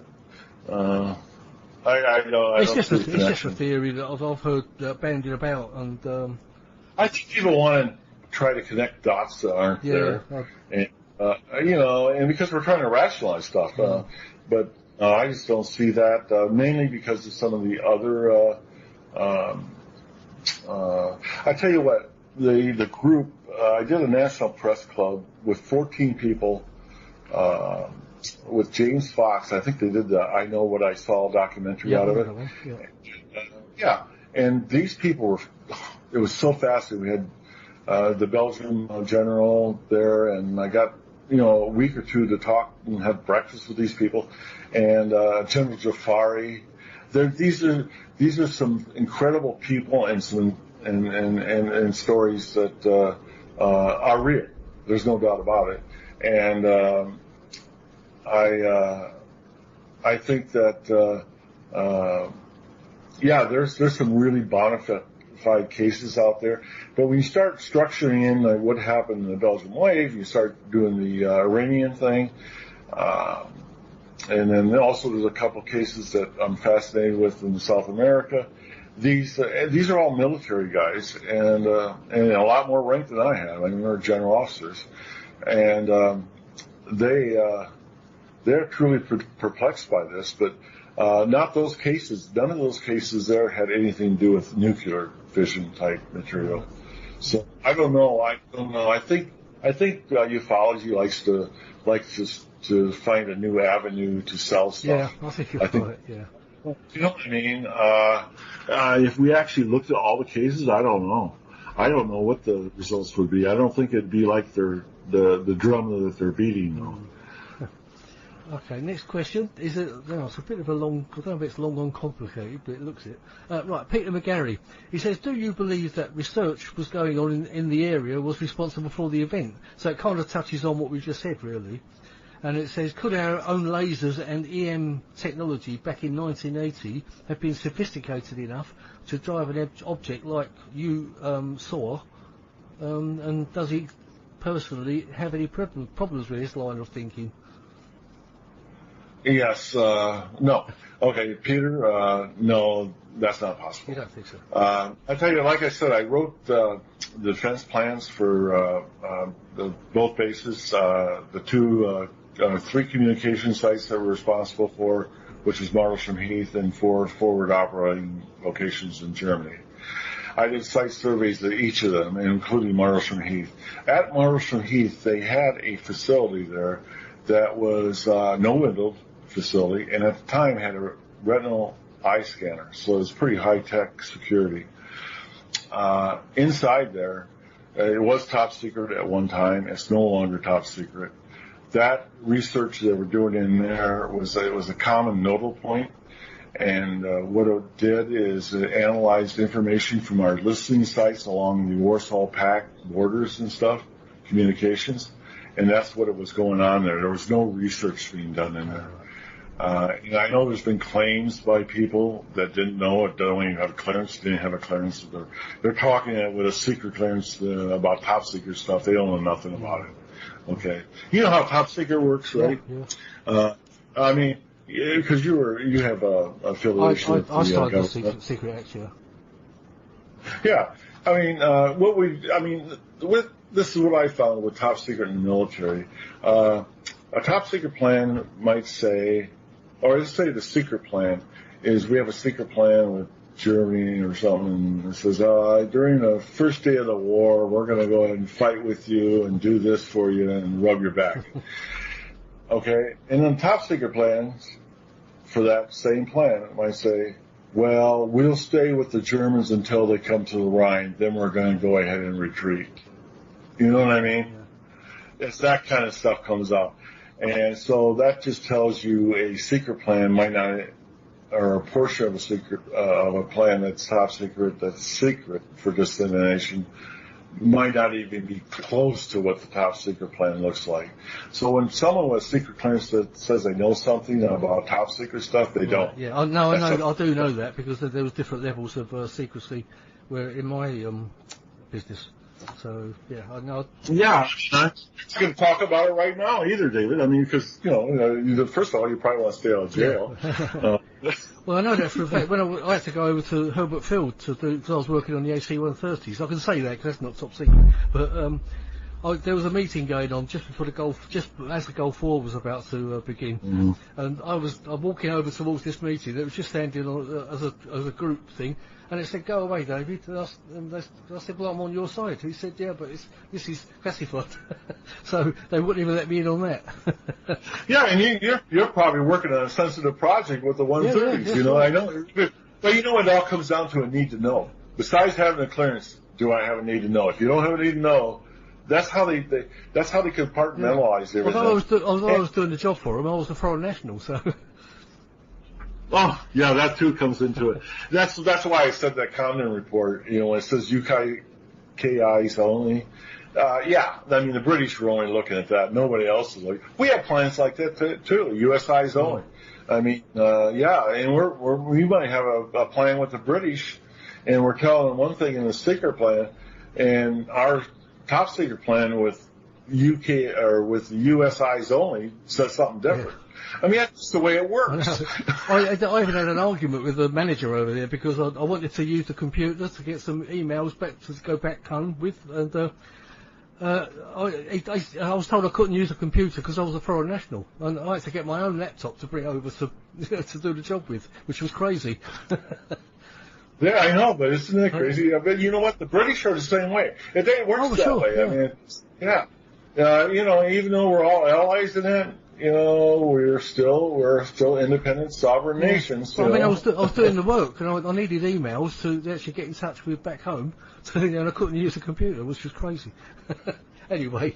Yeah, I'm sure you did have some type of Q clearance or something with the government. I'm sure that if you're working on any type of weapon system, listening system, or whatever, you have access for whatever that is at hand, and that's all you're going to get. They're not going to. Well, in fact, the US government was footing the bill anyway, so I don't really get it. But there you go. Anyway, and from Peter's question carries on. I think we covered a bit with the radar and everything. He says, finally, was a Soviet Cosmos satellite brought down around the same time? I know nothing about that. Because there is theories that some people say that the RFI was just a Russian satellite, but I don't agree with that. If one was brought down, you think I would have thought that Bentwaters or Woodbridge people would have been involved, wouldn't they? Well, that's it. That's kind of. I've heard stories about a satellite being carried through the woods on the bottom of a. That's the other thing. Of all the people, witnesses involved on whatever night you want to have, I mean, besides Colonel Halt, the only two enlisted people that had top secret clearances was myself and Monroe Nevels. The rest of them all is secret. And I'll tell you what, we don't want to go back into that. The difference is night and day on that axis. A secret is just stuff we give you to do your job. I mean, Okay, well, next question. You ready for this one? Nigel Ross, this is an inevitable question you're going to get now. He says, hi David, could you please ask Jim on those fateful nights back in 1980, was it just sheer utter confusion? And in all this confusion, where was Larry Warren in all of this? Thank you. No, there was no confusion at all. Everything the security, Central Security Control and the on-duty security flight operated all our security protocols that we had, and we did the way we were trained. And as far as we could, I mean, at a certain point in time, after the security situation happened, after I initiated, some of it was ad hoc because I didn't, the new experience. But everything was structured. There was no mayhem or nothing. Everything, we were trained so hard, everything operated like a fine oiled machine, and you can rest assured that happened. There was no chaos at all. I mean, I don't understand that. With the third night, I wasn't there. I can only go by hearsay from Colonel Halt and from Monroe Nevels, who I trust emphatically. I talk to him regularly, and so Colonel Halt. But I don't think there was any. They haven't said there was any chaos. Larry Warren wasn't working, though. I know that. That's according to Adrian Bestenza. He actually wrote and told me that, and that's in the encounter in the Enigma book as well. That is briefly covered how he obtained the cover story. So that's in there, and I mean, you know what? There's been so many opportunists. What can you say? That's what really is disturbing about this whole thing with Rendlesham. I mean, the event is sensational by itself. Why would anybody embellish or try to sensationalize it? I mean, it's just crazy. Yeah. I mean, leading on from that, what do you think of this film that's being made at the moment? I mean, we're still waiting for it to appear, the Capel Green film. You must have an opinion on that. Because they seem to be building up a lot of different things to add to it, to sort of embellish on the RFI itself. What's your feelings on that? Well, no surprise there. Dion, the producer, got a hold of Colonel Hall. We are friends. Okay. But I own. He served 25 years. He's shown the respect of Colonel Colonel Halt and I were asked at least 4 times, and matter of fact, right up to a few months ago, about being in this film. And we wouldn't do it because of the people that were involved. We said it's pure science fiction if you involve them. And then they have witnesses. Yeah, they might have been stationed, but they weren't involved. I mean, so Colonel Halt and I's view on this whole project from Dion, and believe me, they were begging us to be in that film. Yeah, sure. And the colonel was a lot more adamant on his response than I was. No, no, he told me. he's copied me all the emails and things anyway. So. You know, David, just how. Yeah. I know Nick Pope refused to be in it as well. He told him where to go, apparently. Oh, I think Nick and Lindenwall, I think they're going to sue him. I think they're talking about suing people. So, it's getting interesting.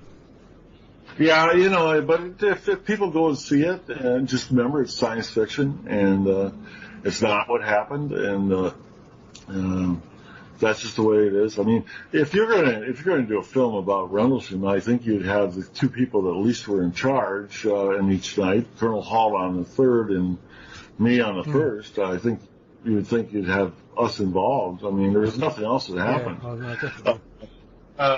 Yeah, so I think my advice to anybody seeing People Green is don't waste your money. Okay. I don't think many people will know about it anyway. Right, okay, we've got a couple more questions. You still okay, Jim? You got a little bit more time? Hey, I did a coast to coast with Connie Willis, man. That was 4 hours from midnight to 4 in the morning. Oh, wow. Man, okay. Well, you got a few more minutes you can spare then. Okay, that's all right. Okay, I think we touched on this as well. Nigel Ross says, why is it that American servicemen and women can talk openly about eyewitness events of craft, etc., on active service, and the UK armed services can't? You can't. Yeah. Well, I tell you, talk about that Navy stuff that came out. I tell you what it is they're sitting there identifying top secret aircraft, okay, and their signatures and part of the radar systems. I don't want to go into a lot of detail about that. But, are they mistaken? Yes, they're not. They don't have a need to know for whatever reason. And what the Navy has done since then, because these people like to talk to reporters and go public, is they initiated a new procedure for reporting unexplained area phenomena, and it's a way to contain the Navy personnel on not active duty, and also the Air Force adopting it too. So they have started control systems to stop that. These people are, obviously they don't know for sure about anything because it was a classified system, and there's a couple things I do know about, a couple of them, that it's definitely a top secret research prototype stuff, and they didn't have a need to know. That's what it is, and I think you'll find that in the future with these new directives coming out that you won't hear active duty anybody in the United States talking about it. They definitely put a containment lid on it here with the publication of procedures. I think you're aware of that, aren't you, David, about the Navy implementing those reports? Yes. There seems to be a slow leak going on at the moment with a lot of stuff, but once those procedures are put out, someone will have to go to jail if they talk about it. That's what it means. Yeah. It's interesting times, I know. Okay, well, next question is from James Warrow. He says, hi David, question for Jim, if I may. Of course you can. Did you suffer from any illnesses, we've covered this as well, that was in any way similar to the health issues that John Burroughs describes? For example, heart problems, cataracts, or any other eye conditions? No, I'm in excellent health. There you go, James. I'm the only one that was on the craft and examined.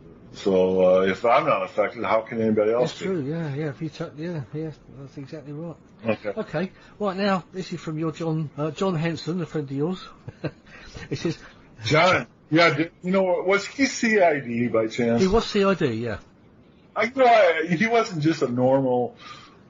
He wasn't a transport policeman, no. He was CID. You know what? I knew that when the first time I met him in 2010. I said, "Whoa." You know, he asks the right questions. Yeah, he goes out to it, yeah. He says, ask Jim what he remembers about Bonnie Templin, please. He says he's tracked her down, but she refuses to enter into any communication. Oh, really? I think we should respect that, really. The Bonnie Templin situation. Well, I described that in detail in the encounter or in the Enigma book. You'll be surprised. It had nothing to do with any sighting. It has to do with Major Ziegler watching out for her career. I see. Oh, right. Okay. Mm. Yeah, I know, and that's just one of the most embellished part. That's a fragment of the embellishment with Rendlesham. And when you find out what really happened, you go, "Oh, I see why I see why they're trying to protect her career." Right. So what you're saying is there really wasn't a night 2 or an incident 2, but we need to see the book. Well, there was a night involved, but it had nothing to do with the way it's been portrayed. Right, I see. And also, he suggested about Gordon Williams passing away, and that we heard it on the grapevine. But you mentioned earlier that you'd heard about it anyway.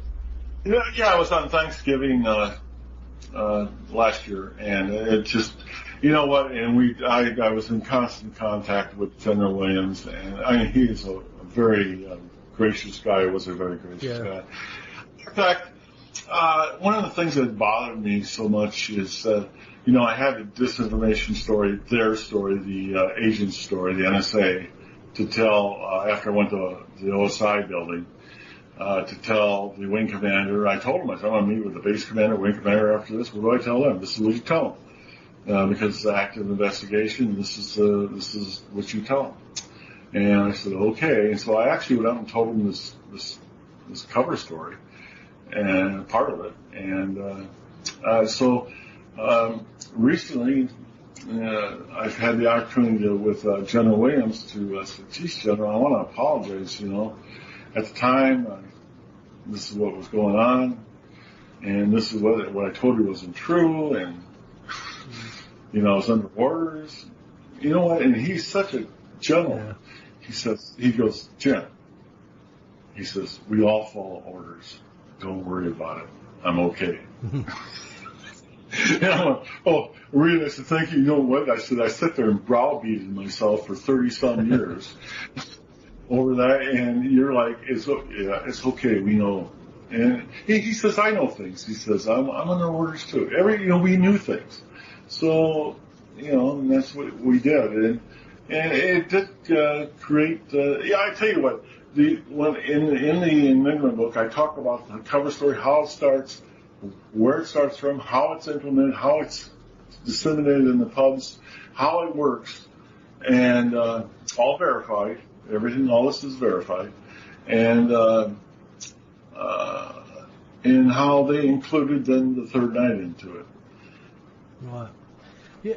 Because let's face it, the third night was, according to the witnesses, it was only lights in the sky or UAPs. Yeah, that's what I understand. Nothing actually landed in Capel Green. In actual fact, the farmers field is not called Capel Green anyway. It's the field opposite. But yeah, that's right. You know, that's correct, David. You are a good researcher on this. No, I'll tell you what I've been told, Jim. I do understand that farmers field is actually called Capel St. Mary, something. Capel St. Andrew, Capel St. Mary, I think it's called, in actual fact. Yeah, something like that. Mm-hmm. And the field opposite, just over the road, is actually Capel Green. So they've actually got that all wrong in the film as well, so there you go. Mm-hmm. Okay, right, I've got the last question here. but you've already really covered it, but I don't know if you want to add any more to it. It says it's actually from Mick Sayer. In the 2010 book, UFOs, generals, pilots, and officials go on record. Leslie King's book. That's right. I couldn't think of a second name. Chapter 18. It says Jim tells of his experience with the UFO and how he took photos. And took sketches, etc., of the symbols, but no mention of the binary code. But of course, you've already covered all that anyway. Right. He said this was a major part of the Nick Pope 2014 book. Why was it kept a secret? But you've already said basically because you were embarrassed about it. But yeah, and tell Mick that in the book, the Penniston Enigma, I explain that in complete detail too. In your thoughts should be, I would think, after reading and go, oh, okay, that clears that up. And, yeah, because, the truth is the truth. That's just what it works. But that's a good question from Nick. I know he's a real supporter of the Penniston incident, and he's very curious too. And over the years, so I appreciate the question. He's one of the good guys. He's one of the ones that just wants the truth and nothing but the truth. So help us God.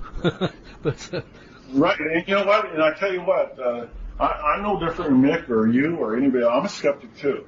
So, but when it comes right down to the actual events, I mean, how can you be a skeptic when you went through it? I mean, I'm always. I think I ask just as many questions as you guys do, but mine just happen to be a little bit more educated. Different. Yeah, they're just a little more different, but I asked a lot of questions too. I mean, the trouble with Penniston with me and an investigation that we've done, and it's been extensive,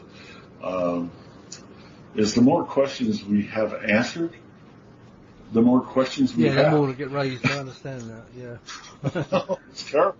There was, I think I've got one more query or question, if you want to call it. Sure. Steve Longero came forward last year, a couple of years ago, saying what he saw in the weapon. Now there was a story also that he went out into the woods, but I don't think that could have happened, could it?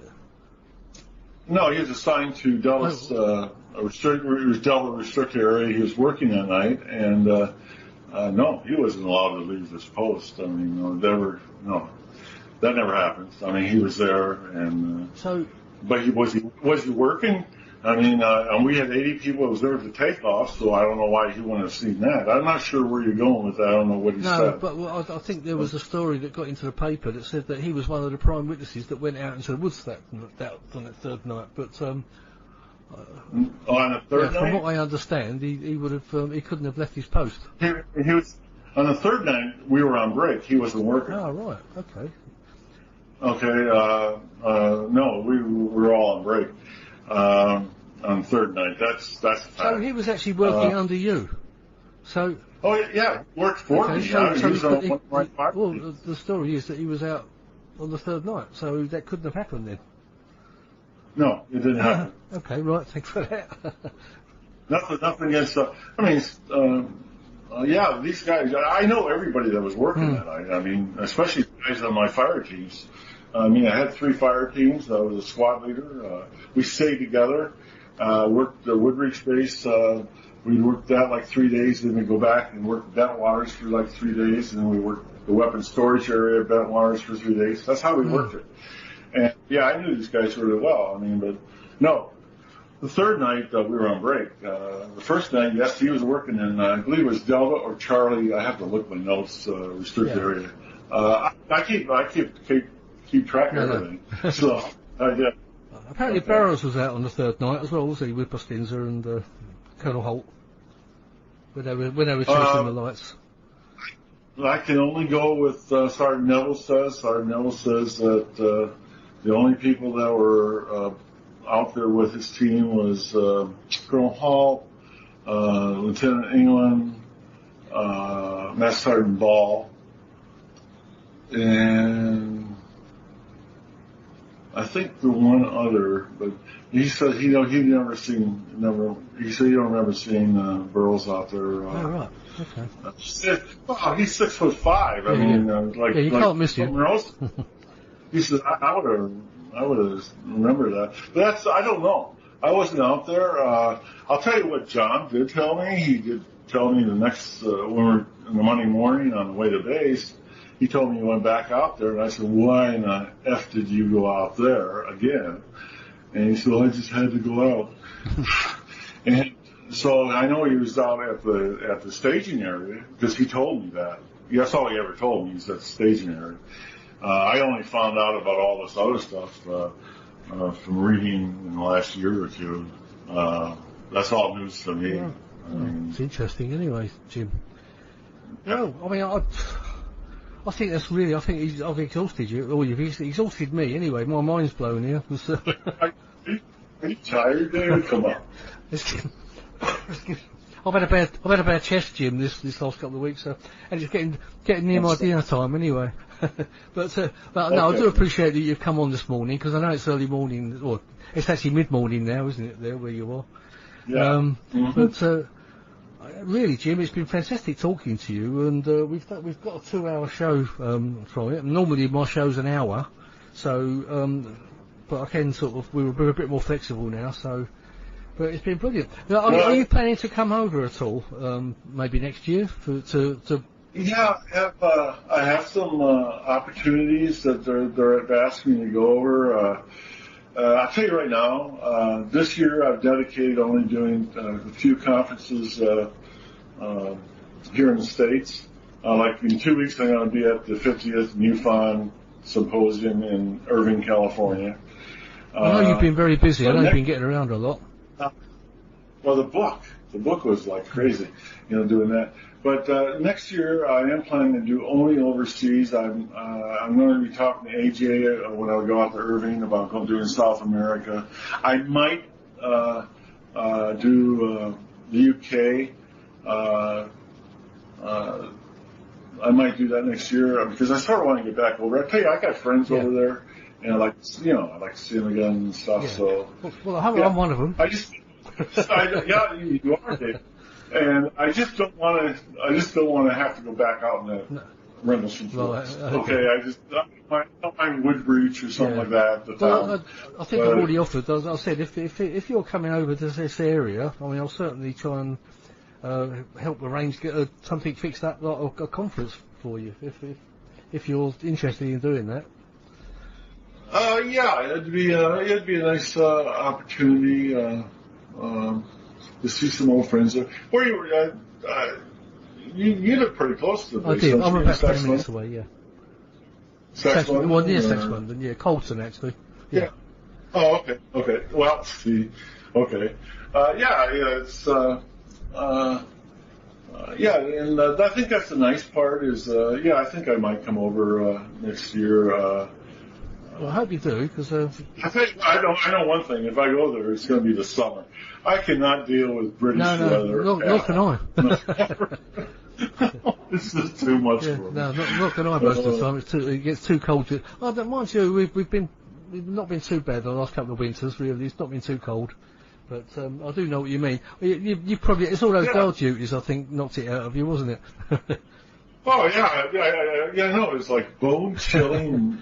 Cold, and then that weird stuff like freezing frost or freezing fog or whatever it is. That can't be fun walking around for a few hours on guard, just bored stiff. Yeah, it makes for a long night. You know. Anyway, Jim. Well, I'm gonna let you go now because I'm so pleased you've given me a couple of hours speaking. But I'm very pleased too, and I want to thank you, David, for allowing me this privilege to be doing it's my pleasure entirely, Jim. And as I say, on my site, I've got Paranormal Dimensions site on Facebook. I'll put as much sort of info about you and everything when the show goes out, and the book. And hopefully the book will be out soon, and I'll be able to give that a bit of a plug for you as well. And, it'll be on Amazon, so look for it in about the next couple of weeks. It'll be on Amazon, and it's a lengthy book. It's 700 pages. That Wow, yeah, that is. Yeah, but I'll be looking out for it, and as soon as it's available, I'll be plugging it out there. That's brilliant, Jim. Okay. All right, Jim, thank you very much for coming on, and hope you keep well, and hope to see you next year then, if not before. Yes, next year. All the best to you. Thanks, Jim. Take care of yourself. Cheers. Thank you. Bye-bye. Thanks for coming on. Hello, my name is Jim Penniston. I am here to tell you about a groundbreaking new book about the Rendlesham Forest incident of 1980. It's called The Rendlesham Enigma.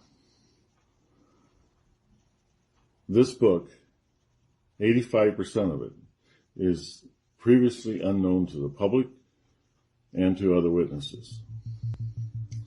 After 39 years of disinformation and misinformation coming out about the incident itself, I decided to team up with Gary Osborne and write the definitive book.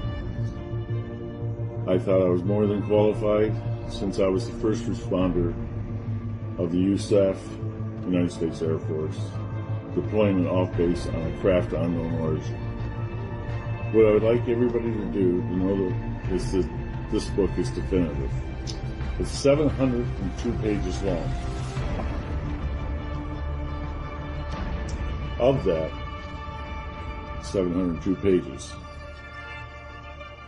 300 pages are endnotes. What it does is presents the facts like never been presented before. Everything I kept close to the vest all these years is in this book. I will put you right beside me on contact night. You will go through the emotional distress that I went through. But at the end of the day, after reading this book,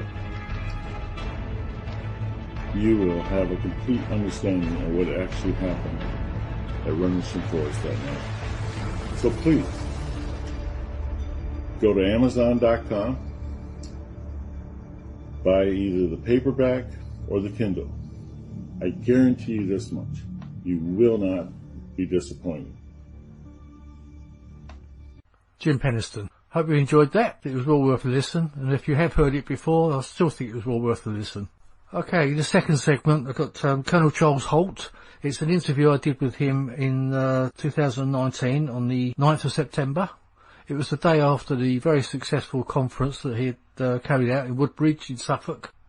What I've done with this show is I've actually re-edited it when it first went out. Because it was carried out in my home, in my study, unfortunately my voice was too far away. So what I've actually done is edited out all the important stuff, which is what Colonel Halt's saying, and I've actually re-recorded my questions to him, basically. So what you'll hear is his replies to my questions, which have just been recorded by me, that's all. Anyway, sit back and I hope you'll enjoy listening to Colonel Halt. I'm sure you'll find it interesting. The first question I put to him was how he thought the reaction to his presentation went. Well, I enjoyed it. There were some very nice people there, and it's a very receptive audience.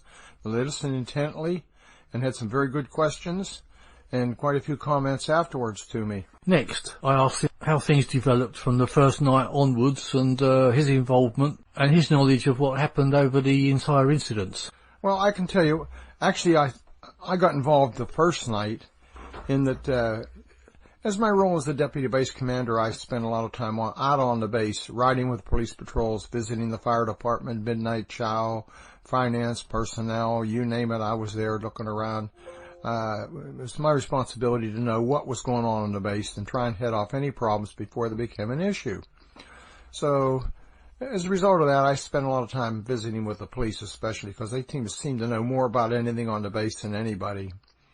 Early on the morning of December 26th, that would have been Boxing Day for you all, I stopped by the police station to pick up the police blotters. The police blotters being the chronological listing of everything the police had involvement in for the previous 24 hours. And when I walked into the building, the desk sergeant looked up and he started to laugh. And it kind of puzzled me because here's a guy that's been working all night long, and to laugh early in the morning, most of them are in a hurry to get home or whatever. And he was laughing, and I said, well, what's so funny? He said, Colonel, you're not going to believe this. Last night, Burroughs, Penniston, and Cabanas were out in the woods chasing UFOs all night, and the lieutenant, who was a senior police officer on duty, said don't put anything in the police blotters. At first I thought it was a joke. I said, you're kidding me. He said, no. I said, I'm serious. I said, well, what do you know? He said, well, sometime after midnight, our patrol at Woodbridge. Now let me explain. Our police have two career fields, law enforcement and security. Law enforcement, the people working in law enforcement are policemen like most people come in contact with.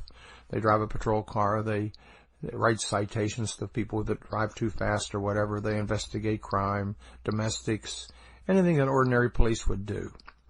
They wear a blue uniform, they carry a .38 revolver, they did in those days, a nightstick and a radio and a few other things, handcuffs and whatnot. Then on the other hand, the security people, they're trained entirely different. Their job is air-based ground defense and defense of the aircraft and the weapons. So they wear camouflage fatigues. They carry automatic weapons, M16 in this particular case. So on the base, we had different patrols. The security people were divided up into flights, 4 flights, A, B, C, and D. They worked shifts and they rotated the shifts. The law enforcement people did something similar. They didn't work as long a shift, and their work was, like I say, a little different. They had a patrolman at the gate, and they did the other patrolling. Law enforcement had a senior NCO, normally a tech or master sergeant, who was police 1 for each shift, and a lieutenant, who was the on-duty senior officer. And then they would have police 2 and police 3, who patrolled Buttwaters. Police 4 and 5 patrolled Woodbridge. So, with that being said, Police 4, who at that time was John Burroughs, went up to the back gate. The back gate was a shortcut between the two bases. It was over primary roads and through the countryside, but it didn't involve driving way out around and back to get to the front gate at Woodbridge. We had to check the gate regularly because what would happen is we didn't man it 24 hours a day. We only manned it when there was an exercise or something was going on, some heavy maintenance activity. So what would happen is the maintenance people would learn the combination of the gate, and they didn't always close the gate. So we couldn't have an insecure gate. So the checklist for Police 4 or 5 included going up to the gate every so often, every hour or two, and checking the integrity of the lock and make sure it was secure. Burroughs goes up to the back gate somewhere after midnight. The back gate is secure, by the way, but looking out into the forest, at that time, the road out from the east gate to the Forest Service Road had a low scrub. You could see all the way out to the Forest Service Road and even beyond because there was a huge field out there too. You could almost see to the coast through the tall Corsica pines because the crowns of the tree were high. The canopy was up there, but you could walk underneath very easily. He looks out and he sees something out there, something unusual. And it wasn't the lighthouse. We were all familiar with the lighthouse. The lighthouse had always been it's kind of a beacon to us. He sees what appears to be a downed aircraft. He sees multicolored lights, and there's something on the ground or down near the ground. So he gets his partner to come up, Police 5, and Bud Steffens. He comes up, and the two of them look, and they agree there's something out there. Well, they don't know what to do, so Burroughs goes back to the guard shack. He doesn't want to put it on the radio because too many people have scanners, and he doesn't want to cause a lot of panic or a lot of confusion or excitement, and calls the desk sergeant, says there's something out in the forest that appears to be a downed aircraft. So the desk sergeant, who I talked to earlier, calls Air Traffic Control Tower and says, do you guys see anything? Is there any report of crashed aircraft? No, nothing's flying. We don't have anything in the area. He calls Eastern Radar, R.F. Wattisham, who is responsible for that area for air traffic control. And they say the same thing. No, nothing going on. All's quiet. He even calls Heathrow Tower, and they say, nope, the only thing we show is 2 tracks coming in from the States, and they're over the English Channel.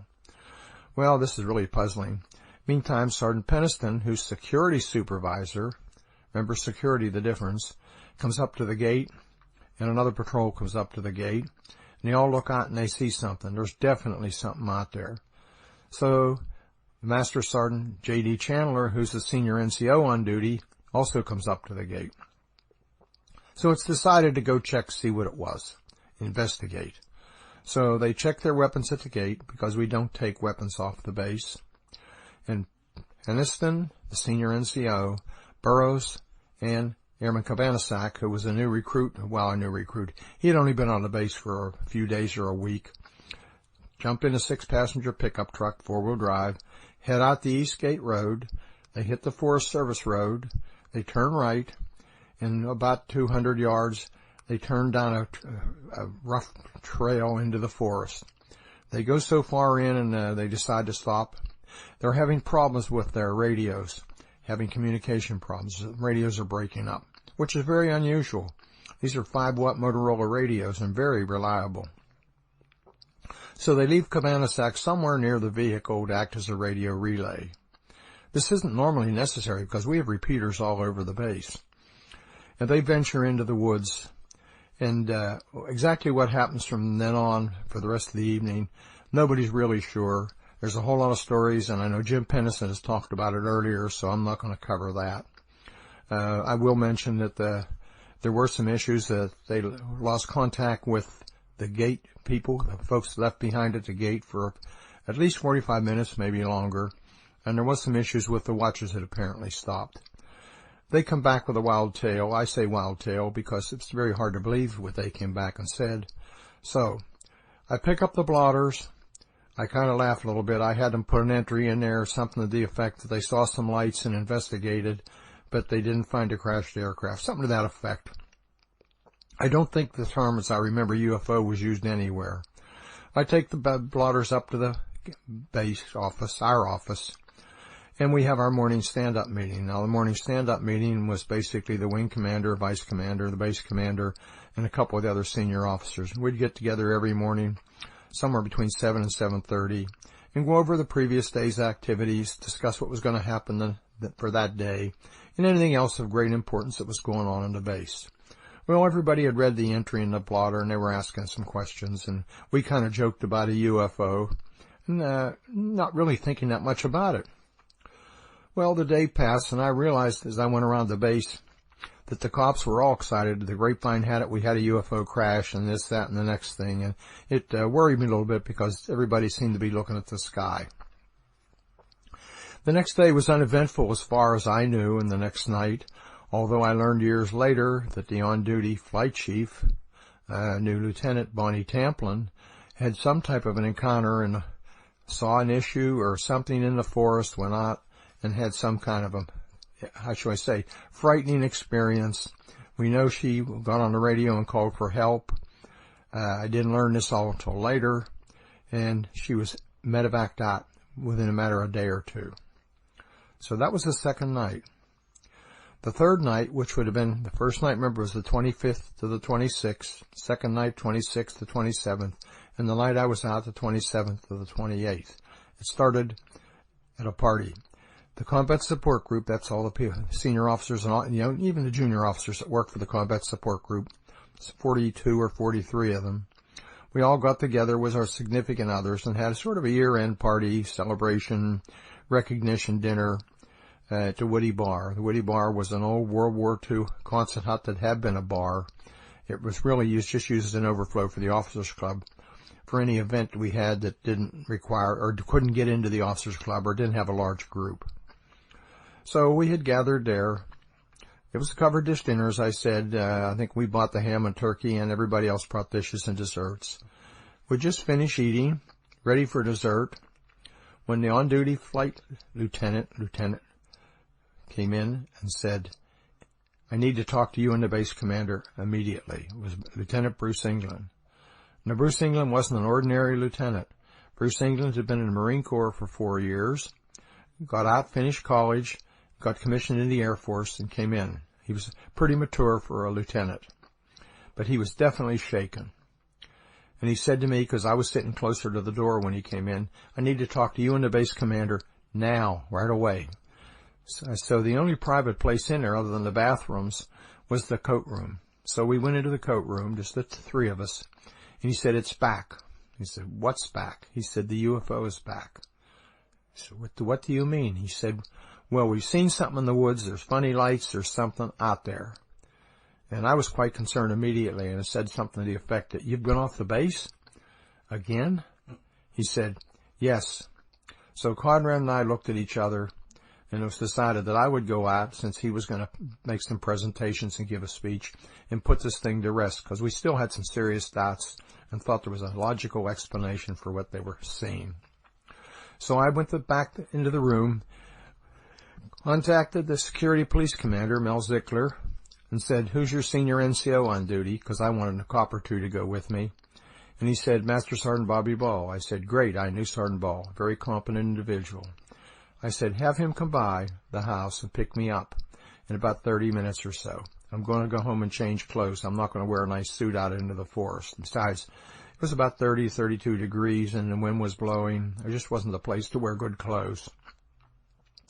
I said to Conrad, I said, "Oh, I've got to take the car home. My wife's stuck here." He said, "Don't worry about it. I'll take her home." Okay. I then went to Sue Jones, Captain Sue Jones, who ran disaster preparedness. I said, "Who's your standby person?" And she said, "Monroe Nevels." Well, I knew Sergeant Nevels. He wasn't the sharpest pencil in the box, but he was competent. He was a good photographer. I knew that. He often helped the base newspaper. So, and I knew he had a good camera. He had a Nikon F2, and I had a pair of them too, and we both talked about common photography things from time to time when I saw him.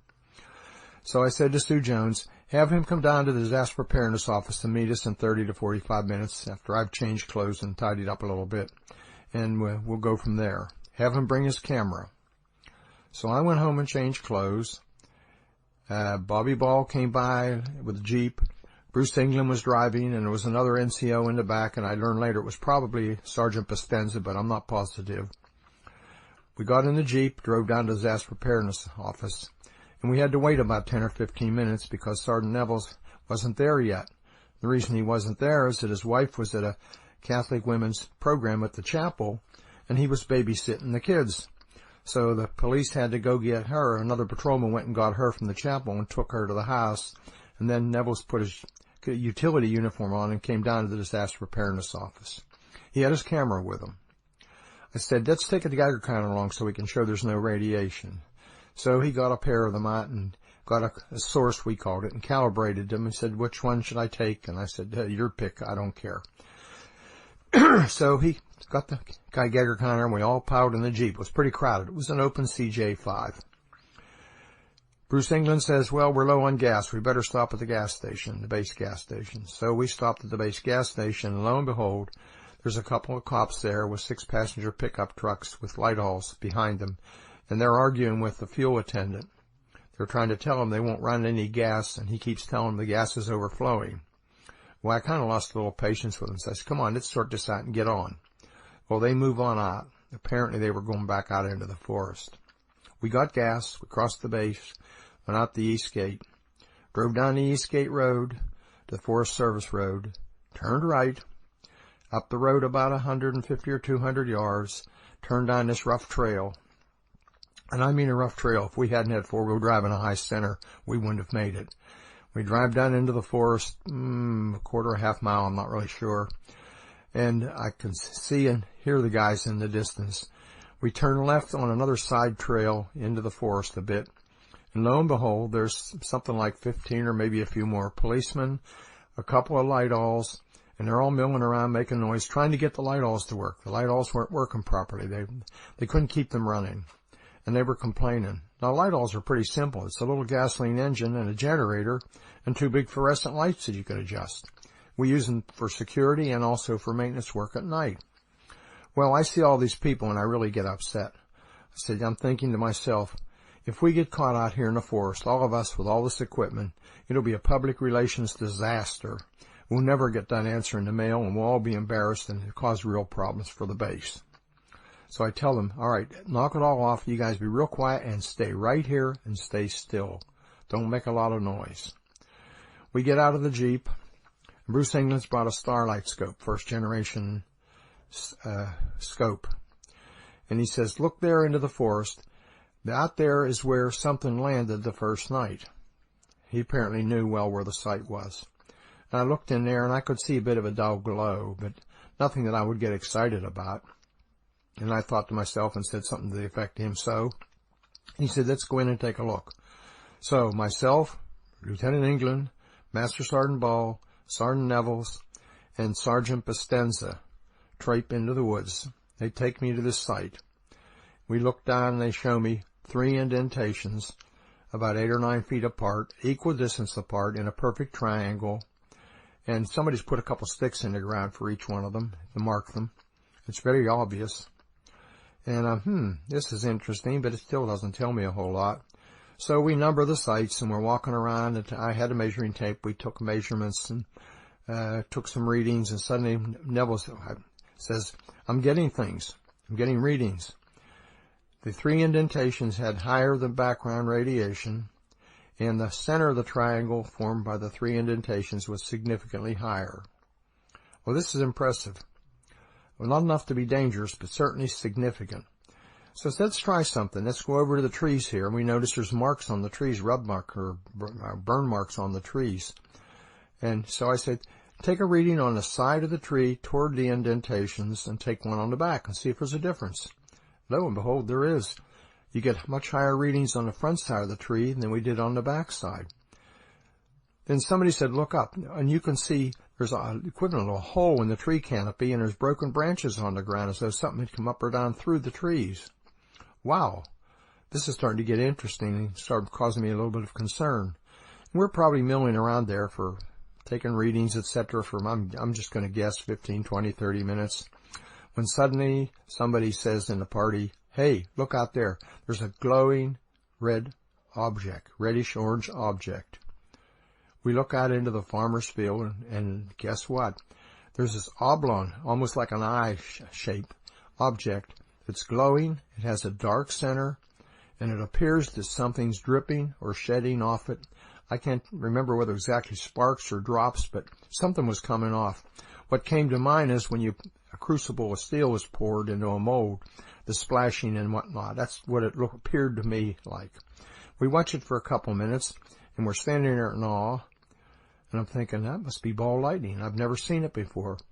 When the object actually moves into the forest, it moves horizontally through the forest, bobbing up and down, avoiding trees, so it's obviously under some kind of intelligent control. This is amazing. I just can't believe what I'm seeing. I said, let's try and get close to it. So we try and move up close to it, and what does it do? It moves back out into the farmer's field. Now, while it's in the farmer's field glowing, we look at the farmhouse.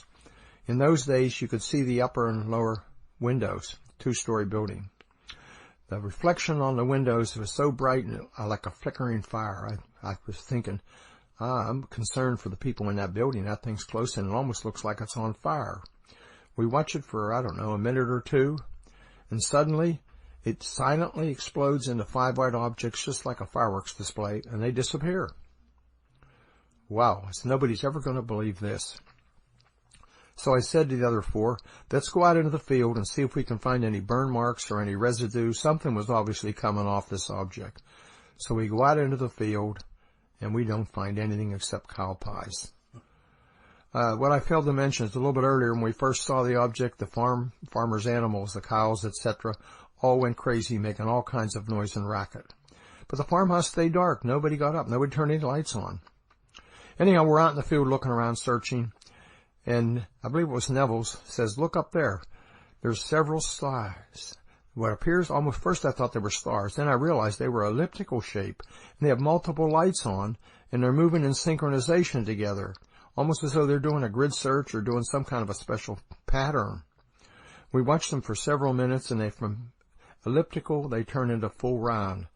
Sort of like whatever was shining light on them moved to a different location and revealed the whole object. And they're moving around together in sync. Wow. I said, let's move down further in the field past the farmer's house, see if we can get a better view of them. In the meantime, I'm talking to the command post saying, hey, we're seeing strange things in the sky, and I'm telling them, have the radar folks, that's the Eastern Radar, air traffic control people, look here and see what they see, and have the guys in the control tower look here and see what they see. And they keep telling me nobody sees anything. Well, I learned later on that wasn't true. Anyhow, we passed the farmer's house, we cross a small dirt road, and we all stumble into a small stream and get wet up to our knees. And keep in mind, it's about 30 degrees, the wind's blowing, it's cold and miserable. We trudge on out across the farmer's field or across the road from the farmer's house into a plowed field, and we go out in there probably 50, 75 yards, and we're looking up in the sky. And all of a sudden, somebody in the party says, look there to the south, out over the sea. There's two bright whites in the sky. Now, this whole time, just about the whole time, we could see the lighthouse, so it wasn't the lighthouse. We know that. I was trying to think maybe the lighthouse was reflecting off something, but there was nothing up there to reflect off of. We watched these objects for several minutes, and one of the objects at very high speed comes directly overhead, and this is clearly stated on the tape. It stops directly overhead. Now it's up over 1,000 to 2,000 feet, maybe a little higher. And we watch it for, I don't know, a very short period of time, and all of a sudden a focused beam comes down near our feet, less than 10 to 15 feet away. It's anywhere from 8, 10, 12, 15 inches in diameter. You can actually see the dust particles in the light. The light is concentrated. It's like a laser beam.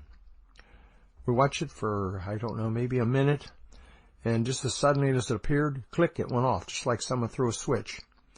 Well, by this time, I'm almost in shock. Nobody's going to believe this. This is unbelievable. Why did I ever get involved in this? This is just too much. So we watch for a few minutes, and the object recedes back to the south and back over Bentwater's base. There's two objects over Bentwater's base now, and we can hear the chatter. Between the five of us, we had 3 different radio frequencies. I was on the command net. In other words, I could talk directly to the command post.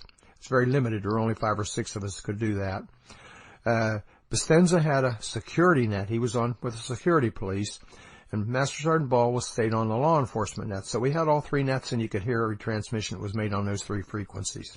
And you could hear on the security frequency the guys in the weapons storage area talking about seeing strange things and strange objects in the sky, and beams coming down in or near or in that area. Whoa. Well, it's getting on toward 3 or 4 o'clock in the morning. The command post doesn't seem to care. Nobody seems to be getting excited. We're wet, tired, hungry, cold. I said, since nobody else is interested, let's pack it in and go back to the base. So we trudged back to base. But before we get to the base, we stopped where the light-alls were. Now, most of the cops had cleared out. There were still a couple left there. And there's Airman Burroughs there.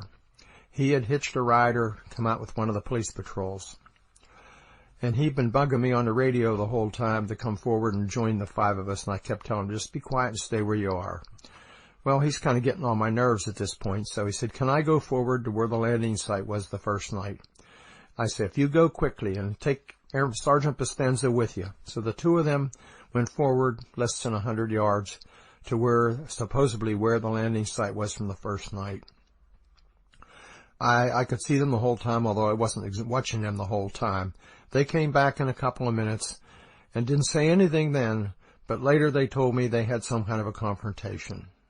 I had some problems believing that, but I can't say they didn't. Well, we go back to the base. I go home. Everybody goes home. I take a shower, have a nibble to eat. I can't sleep, so I decide to go into the office. Finally, by then, it was about 7 o'clock. And this is a Sunday morning, so there's nobody in the office. So as I'm going up the steps into the office, we shared the building. The wing commander was on the left going in, and we were on the right, the base commander. As I was going in, the wing commander pulls in a staff car. So I wait and hold the door for him. And he comes up the steps, and I can remember what he said. He says, Chuck, that was some kind of an experience you had last night, wasn't it? Because he'd been monitoring all my radio calls. I said, yes, it was. And I said, I even made a tape of some of it. He said, what? He said, come on in the office. So I went into the office with him. We sat down, and he said, play me the tape. So I played the tape. He listened intently. And when I finished the tape, he said, give me the tape and the tape recorder. I said, what? He said, I want to take it to 3rd Air Force. That's Air Force headquarters in England, at Mildenhall. Every Wednesday morning, the senior commanders, one from each base, came into the general's office, and they had a brief meeting there and went over things, something like we did on the base. He said, I'm going to play it for the general. And the first thing that went through my mind was, there goes my career. So I wait. Monday, Tuesday, Wednesday.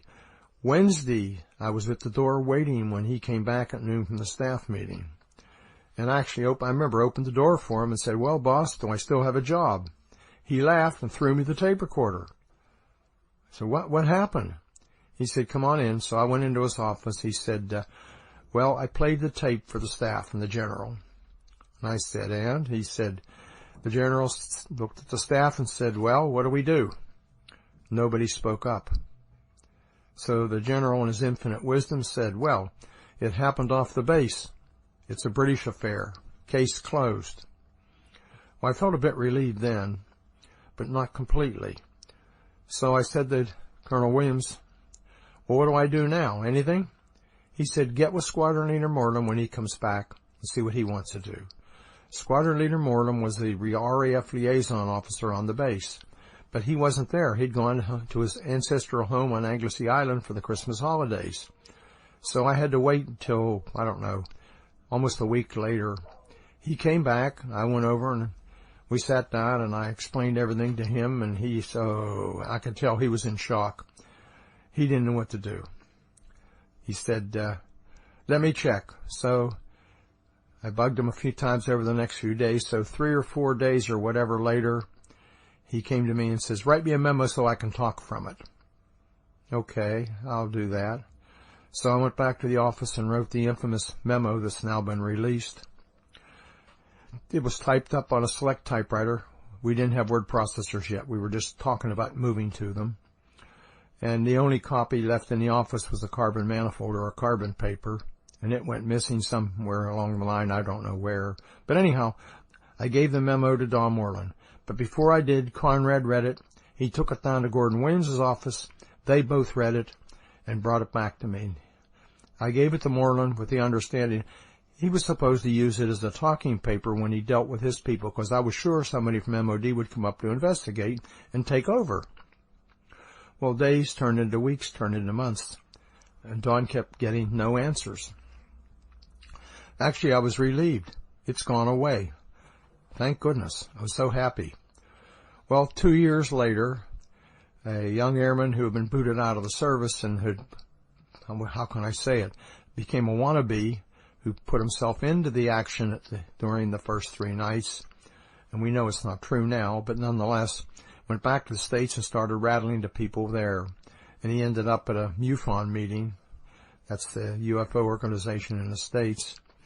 And somehow or other he got connected up to Peter Robbins, he got connected up to Barry Greenwood and Larry Fawcett. Those are the 2 authors of Clear Intent. Larry was the state director from MUFON for his state, and Barry was one of the senior investigators. They wrote a book called Clear Intent.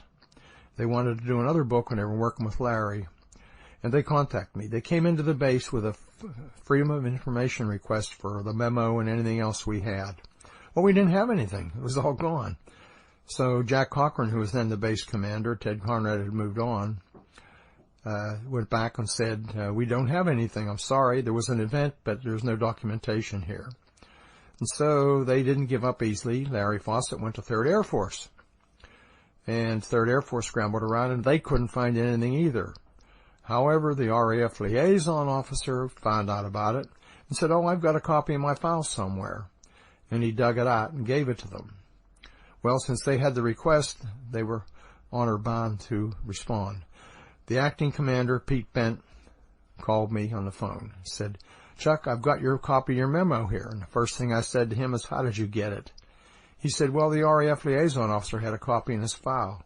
Then I realized Don Moreland had sent a copy to him, probably unbeknownst to me.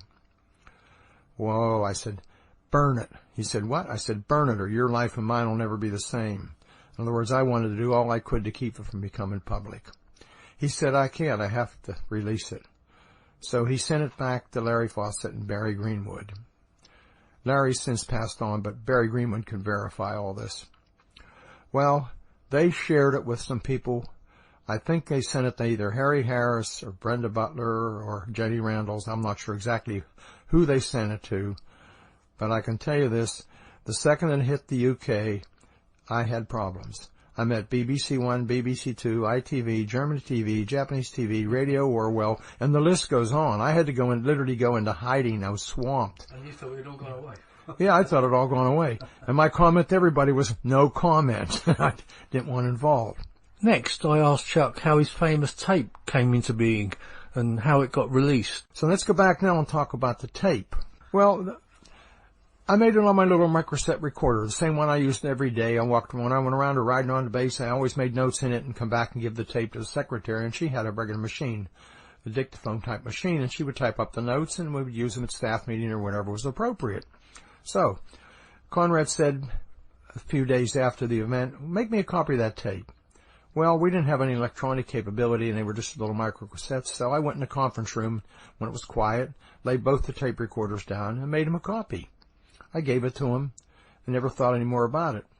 Well, he put it in the desk drawer and left it there, and I think he probably forgot about it too. Several years later, Sam Morgan came along. Now, there's quite a story here with Sam Morgan. Sam Morgan and Gordon Williams went together, undergraduate pilot school training together, and went to Vietnam together. In fact, there's some interesting stories there, but we're not going to go into all the details on that. Morgan didn't do too great in his career. He did manage to make colonel, but he needed a job, and he went to Williams, and Williams managed to get him sent to Bentwaters. They made him assistant DCM or some flunky job to put him in a holding pattern. Well, what happened? He had a son named Sammy. Sammy was a bit of a problem, and Sammy went through base housing and shot out, I don't remember, 50 or 100 windows with a BB gun. Sammy also stole the keys to the slot machines at the NCO club. He'd worked there part-time helping the janitor. Sammy was in trouble. So the police came to me when they realized what was going on and said, what do we do? He's the colonel's son. We need to investigate or what? I said, you do what you normally do. So they went to Morgan's house and, how shall I say, interrogated her and talked to the son, Sammy, but the dad was there, and the dad was furious that they would come to his house with a gun and a badge in daylight. So he said, why are you here? And what did the cops tell him? Well, Halt said we could go there. Oh, okay. So I became number one on his hit list. Well, Conrad moved up, and they needed a base commander, so Williams moved, guess what, Sam Morgan up. But before he came, there was a period of time there of a couple of weeks, and Morgan was going around the base telling everybody first thing he was going to do was fire me. Well, I heard this. It got back to me from a dozen different sources. So I went looking for a job, and I actually found one in Germany. A very good friend of mine, who's now a retired general, was looking for a replacement for him, and he and I knew each other well. We'd gone to school, been stationed together a couple of times, and he was delighted to have me come replace him. So he went to his big boss, and his big boss, the general in Germany at 13th or 7th, 13th, whatever, numbered Air Force, called Dick Pascoe, who was then the new wing commander, and said, would you release Halt? I have a job for him. And Pascoe said no. So that was that. Then Pascoe called me into the office and said, what's going on? Why are you hunting for a job? I said, well, I need a job. Sam Morgan's going to fire me. And I can remember his exact words. He said, I'll fire him first. He said, don't worry about anything. So I didn't. But Sam Morgan and I had a very terse relationship after that. He never forgave me for what happened with his son. He looked in the desk drawer and he found the tape. And he said to me, what's this all about? So I told him the story. Unbeknownst to me, he took that tape and played it at cocktail parties and other places just to berate me and make it look ridiculous. Somebody heard it and passed it on to several people in the British UFO business, the primary one being Harry Harris from Manchester. Well, Harry got the tape. Sam Morgan gave him a copy of the tape. Harry sold it to the Japanese people that were doing some UFO work for a small fortune, which he apparently shared some of, which was some of the other people involved. Anyhow, my tape was out there. Unbelievable. Here it is. My tape's out, my memo's out. This was all supposed to be quiet, and it hit the fan. I was furious, to be very honest with you, but there wasn't much I could do about it. So I was pretty much no comment to anybody that asked that I didn't know well. Well, I managed to get away with that for a long time. However, then I found out that Peter Robbins got into the scene. Now, Peter Robbins was an art school graduate that didn't make it big time as an artist. He was teaching and whatnot and had a bit of an interest in UFOs. And somehow or other he got connected up with Bud Hopkins, a very famous American painter. Bud was a fantastic guy, but he wasn't a very well-organized person. And Peter Robbins was extremely well-organized. And Peter Robbins came along. They became friends, and he did most of the administrative work for Bud Hopkins. Well, through Bud and his activities there, he ran into Larry Warren. And they got together and decided on a book This is what caused all the issue. Left at the East Gate. It's all full of nonsense and lies and what do you want to say? Forgeries, etc. Nonetheless, the book sold well. So there I was, and I mentioned in the book, my memo's in the book, they talk about the tape, they put a transcript of the tape in there, so I'm stuck. So I decided I'll come forward and tell the truth, which I did. The first thing that really happened to me, I was still on active duty, was I get a call from a producer in Hollywood. Unsolved Mysteries would like to do a special program with Robert Stack. Oh, well, I'm working for the DODIG then. So I go to my boss, the DODIG, and say, I've been approached by Unsolved Mysteries. They want to do a program, etc., etc. He said, what? Here. So we sat down, and I spent about an hour and a half explaining it all to him. I said, what do you think? He says, oh, go ahead and do it. Oh, here I am. I have the blessing from the DODIG. I mean, the guy that works right for the Secretary of Defense. All right. So I do the program. It turned out to be the highest rated program they ever did, and it was replayed more times than any other program they've ever done. So there I am out there. So that's in essence what happened, and that's how it all came about. I then mentioned about how there's been several stories about the tape being much longer and that it had been edited in some way.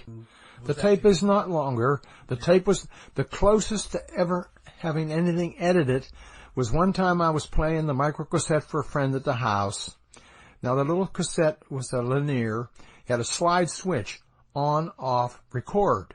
And I was playing the tape for somebody when I bumped the switch and it went up to record, and my daughter, who's a musician, was playing the piano. So there's a very short, I'd say 1 or 2 second burst of piano music. That's the closest of any editing that's ever been done to the original tape.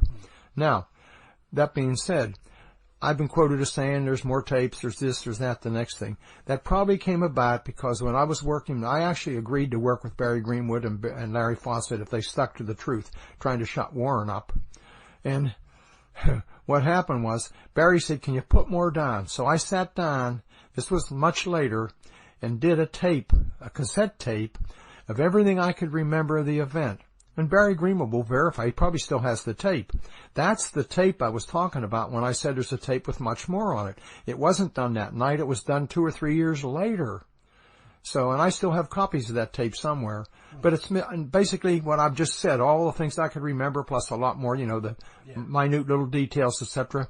And Barry probably still has the tape. Well, let's hope that clears that up for people that are still asking questions about the length of that tape. I don't. It gets asked a lot, doesn't it? Yeah, I didn't leave the tape running the whole time because I was afraid of running out of batteries. And I don't remember whether I had spare batteries or not, but I would run out occasionally of battery or run out of tape. So I only turned the tape recorder on when I wanted to say something or something was happening. That's the only times I turned the tape on. And like I say, the tape wasn't made to be released. The tape was made for my own notes. It just, what was going on. Yeah. Now, Jim Penniston's book had just come out. While Chuck was over here, I actually gave him my copy, and he spent about 2 days with his head buried in it, and I got the impression of what he was actually reading he wasn't very impressed with. So I asked him about that, and he also went on to mention about Gordon Williams. Well, that book was the biggest disappointment I've seen in print in years. First, it starts off with saying, I went into the Air Force because I had an interest in UFOs. Friends, I never, other than the fact I had read a book one time when I was 12, 13, 14 years old, one of the original UFO books. I just came across it at a rummage sale, or the equivalent of a boot sale, we should call it here, and read it. And I just mentioned that because I did remember reading it, but I'd long forgotten about it. And believe me, UFOs were the last thing in my mind when I came into the Air Force. I joined the Air Force to avoid the draft. Back in those days, there was a book called a military draft, and I was classified A1 and right on top of the list. So rather than be drafted and not have a choice of what I did, I went into the Air Force, was commissioned, and had a decent career, I guess is the best way to put it. The other issues I have is all the other senior officers that were involved and a whole lot of other people were very irate that I spoke out. But, none of them would come forward. Where were they whenever it hit the fan? Why did I write the memo? That memo that was released should have been written by Gordon Williams or Ted Conrad. But they chose not to. They did not want involved. And Gordon Williams hasn't been nasty. He and I kept touch through the years. He recently passed away. But Ted Conrad got very ugly, and he said ugly things, and gosh, he's even reflecting on my performance. But what I will say is, Ted, go back and read my report card, my efficiency report that you wrote. It's glowing and all the way up to a 3-star endorsement. How does he think I got promoted? So, and then they talk about Neville's. Sergeant Neville's has suddenly decided that he was the one that did the investigation, that he was going out to investigate, and I begged to come along with him. That's a bunch of BS. He claims he was places he wasn't and did things he didn't do. It's very frustrating to me that, and Jim knows better. I don't know why he put such nonsense in the book. Conrad says, oh yeah, that's true. Well, Conrad will say a lot of things. Conrad denies being out in the yard and seeing things in the sky. Conrad knows a lot more than he's saying, a lot of truthful things he's saying. Several years ago, John Burroughs ran into his son. He had a teenage son at the time at Bentwaters. And his son told him, well, my dad knows a whole lot more, but I can't tell you about it. It's interesting. It gets even better. Last year, Gordon Williams passed away right around Thanksgiving time, unfortunately. His adult daughter, Susan, and son, Art, 2 of his 3 children, were with him on his deathbed. And he told them several things. He said, I have a lot to get off my chest, and it had to do with the Bentwaters incident. And he had some words for me. Well, it took them 4 months. I bugged him for 4 months to finally we had a meeting. And Susan, how shall I say, drank heavily. It was noon on Sunday. We met him at a little bar in Washington, or a little pub. And first thing they did was bring out a 5-page non-disclosure statement that I would agree never to tell anybody what they told me. And very reluctantly, I signed it because I did want to know what Gordon Williams knew, even though I may not have been able to talk about it. I signed the document, and they gave me 2 words. In other words, encouragement, that's all. I can't tell you the 2 words because I did sign the agreement, but it basically was encouragement. They refused to say any more, which is really irritating. Obviously, I think they had planned originally to talk to me, but someone got to them, or something happened, something frightened them. I can't say what, I don't know. Interesting enough, they didn't hold the funeral right away because there were a lot of other activities going on apparently in the family, and didn't hold the funeral and the reception till March. I got an email from Park Sims, who had been the wing exec for 7 years at Bentwaters and was a good friend of mine. We had visited back and forth when I was here, or he and his wife were in the States. He said, are you going to the funeral? And I said, I didn't know about it. He said, well, I was thinking about coming from the UK to the States for the funeral. It was at Arlington Cemetery in Washington. He said, but all the expense of everything, the taxis and the hotel and everything. I said, Park, if you really want to go, I'll tell you what, buy your tickets. I'll pick you up at the plane. You come and stay with me at our house. We'll feed you and take care of you. He said, well, I want to visit some old friends. I said, I'll take you to visit your old friends, and I'll take you back. Well, actually, my wife ended up doing it. I'll take you back to the airport. So your only expense will be to buy your airline ticket. He said, great. So he flew over. We picked him up and did just as we said. And the day before the funeral, he came a couple of days ahead. He said, you're going to the funeral, aren't you? I said, I don't think I'll be welcome there. The kids didn't seem to be too receptive to me being around. He said, it's not their call, it's your call. I think you should go show respect for Gordon Williams. So I reluctantly agreed, and we went to the funeral. He was right. The children ignored me and gave me dirty looks. But lo and behold, his ex-wife, Marge, who had been at Bentwaters with him, was there. And she was very friendly. We talked to her. She'd been a bit of a problem, at least for me, at Bentwaters, because she was so demanding and wanted so many things. But I realized later the family was pretty dysfunctional, and she was under a lot of stress, probably. Anyhow, we talked at great length, and I asked her what she remembered and so on, and she said she remembered the night that I went out in the forest. The reason she remembered is they had a British couple at the house for dinner, and they had a late meal. She said, we were just enjoying dinner when 2 policemen showed up at the door around 9:30 or 10 o'clock. Apparently, Mel Zickler sent 2 cops over to tell Gordon Williams something was going on in the forest. She said Gordon got quite excited, and he got on the phone and called somebody. That somebody, I think, was Al Brown, his golfing partner, and probably one of our best pilots in the wing. And apparently, he went up into the control tower acting as the supervisor of flying. Now that would be unusual to have somebody go up there at midnight when we're not flying and to have a command radio. So, but anyhow, that's another part of the story. So, I learned a lot more talking to the rest of them. Obviously, Gordon Williams knew a lot more, but I never found out. I then asked Chuck if he was going to speak to Jim about the book. I'm going to have a good talk with Jim and have him explain. No, I know he's taken exception to things I've said, but primarily, I've seen the notebook several times, and I never saw anything in it that indicates 16 pages of code. Now, that doesn't mean he didn't have them, and he may have taken them out. We said at one time he took some out, all but 6 pages or something, but he didn't say anything about that for how many years, 25 years or something. So, and people ask me, what do I think? I say, I have problems with the code. But I do say, Jim sincerely believes it, and I can't answer. You have to talk to him. All I know is he says he got the code. It would be interesting to have him sit down now in a plain room with a sheet of paper and a pencil and see if he can duplicate some of those ones and zeros, if he can still do it. If it was downloaded and he has it planted in his memory, if he could duplicate that, it would be scary to me. Now, a lot of things have happened over the years. A lot of people have retired. People have come forward. It's very interesting. I've learned a whole lot more happened at that time that I didn't know about. For instance, the air traffic controllers at Bentwaters, the 2 guys up in the control tower, they actually watched, the night I was out, they actually watched an object go across their scope at 2,000 to 3,000 mile an hour. They watched it go across twice. It came across, went back across. The object approached the control tower, came within good visual distance of the control tower. They saw the glowing reddish-orange object. They watched it go into the forest where I was. Found out later that Eastern Radar had picked up a blip too, and it dropped off the scope somewhere near Rendlesham Forest. And even better than that, a member of the Neatis Head, who had air defense responsibility for the area, had an interesting thing. They had the 2 cameras on their radars that picked up everything. Right after the event, American and British ranking people came, and they confiscated the logs for the cameras.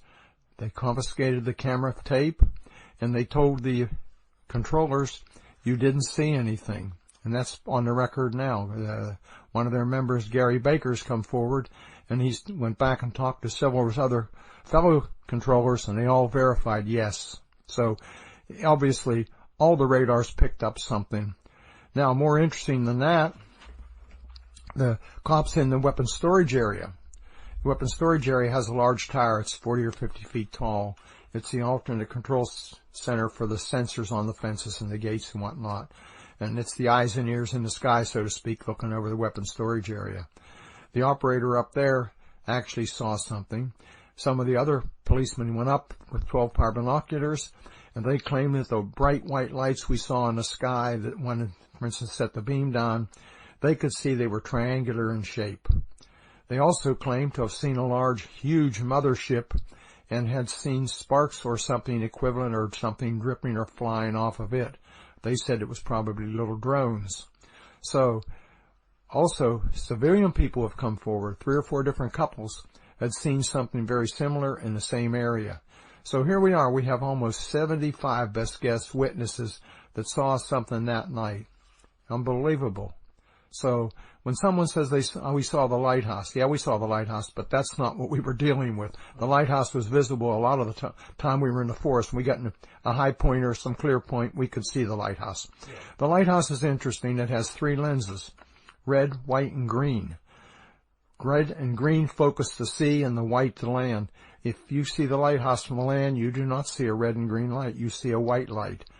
We saw a red object, not a white object on the ground. So it wasn't the lighthouse. I met the lighthouse keeper and his wife and had a drink with them, talked with them for a long time. The lighthouse is automated. In fact, I think they're going to decommission it now. I can say it's not as bright now as it used to be then. They've dimmed it down or changed the wattage or whatever they do. But it's still there. It was the last time I looked. And because Chuck had just mentioned the lighthouse, I mentioned the lighthouse and the fact that I'm surprised that many other UFO reports haven't been made over the years. If in fact that's what they were looking at, as has been suggested by one or two researchers. Oh, we would have been getting constant UFO reports. The cops don't know. I won't say all the cops knew. You know, anybody that worked that area knew the lighthouse. You could see it flashing. It flashed every 4, 5, or 6 seconds. Yeah, it was. We were very familiar with the lighthouse. In fact, I've been out there many times taking visitors out to the Castle Keep that's still standing and to the 2 little pubs out there that have good food at a reasonable price. It was a nice place to take people on, a Saturday or Sunday afternoon, a pretty beach, nice setting, good food, a little castle to look at or what's left of it. So I'm very familiar with it. Next, I asked Chuck about the plaster cast, as he had brought it over to show everybody. Oh, you want to talk about the plaster cast? Yeah, there's some question about the location. Jim Penniston has been back with me at least 4 times, if not more. I think 4. I'd have to go back and check the records. But anyhow, we've always gone back to the same place. Up until the last time we were here, we went to a different place, which was way off to the right, and obviously was not where the object was seen or sat on the ground or whatever. But the interesting thing is, when I went out the following day, I took a British friend out that wanted to see it. That was Tuesday or Wednesday probably. And I took a 35mm film cassette, because those little black cases that film used to come in, and scooped up some soil out of the indentations. And my friend also scooped up some. He had his analyzed. And he came back and said, "Oh, I know how you made those indentations. You made them. You used plaster." He said, "You used plaster of Paris because I picked up calcium carbonate in the sample." I said, "No, let me tell you what happened." Jim left the scene 5:30, 6 o'clock, went, did his debriefing and went home. And he was nervous and upset and thought for sure, and he rightly so, that nobody would believe him. So a friend of his landlord or neighbor was a plasterer. So he was talking to him, and the guy said, "You know what? I'll give you some plaster of Paris, and you can go out and make plaster casts of those indentations, and you'll have some physical evidence." Jim said, "Great." So he got a backpack and a jug of water and a bag of plaster of Paris, and he went out and made 3 plaster casts of the indentation. He signed them, put the date on them, and numbered them 1, 2, 3.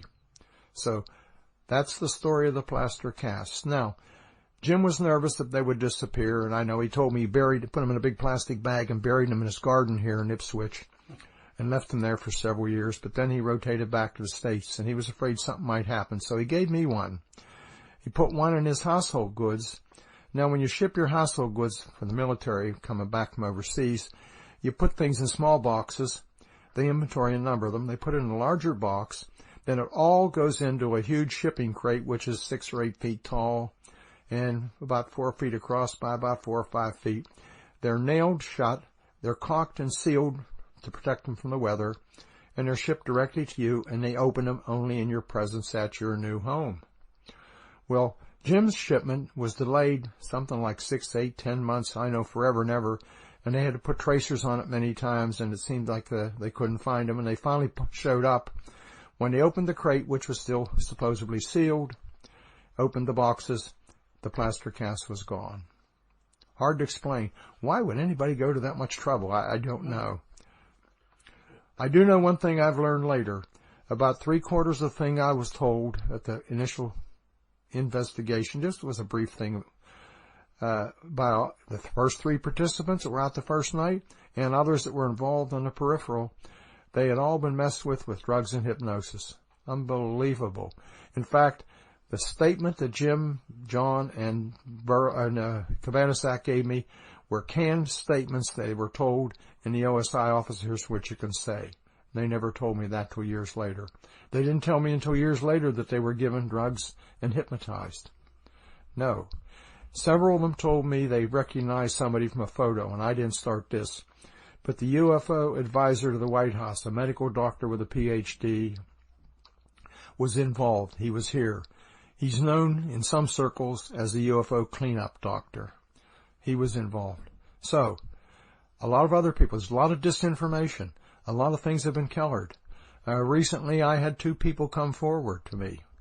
My daughter, who's now almost 50 years old, who was a high school student at the time at Bentwaters, was intimately familiar with the incident because I come home and told them. Here she is, 35 years or whatever later. She's in an outdoor store in Manassas, Virginia, buying camping gear, and she asked the clerk at the counter, "Do you give a military discount?" She had been in the military. She'd been in the Army band in Washington, as is her husband. And they said yes, but standing beside the clerk was the assistant or store manager. And so he overheard the conversation, and he said to her, "Were you in the military?" And she said, "Yes." He said, "What branch?" She said, "Army. I was in the Army band in Washington my whole career." "Oh," he said, "well, I was in the Air Force." She said, "Oh?" He said, "Where were you stationed?" He said, "Well, I was initially stationed at RAF Bentwaters in 1979 to 1981 or 1982. She said, "Bentwaters?" She said, "My dad was there." "What?" She said, "Maybe you know my dad." He said his name was Colonel Halt. And the guy says, "Colonel Halt? Do I remember him? I was out there with him." She said, "What?" So she gave me his name and number, and I called him up. And at first I was a little suspicious, but no, he knew Bob, Sergeant Ball. He knew everybody. He knew the flight schedules. He was right. He had been one of the cops that was left at the gate to guard the weapons whenever I went out into the forest. He was holding the weapons for all the cops that were out there. He and his partner, Smitty. Meantime, Smitty got hold of somebody through the 81st Police website where you could go back and look for people that were stationed there with you, and made some comments, and somebody picked him up. I don't remember exactly who. David, I think you might have been involved in it.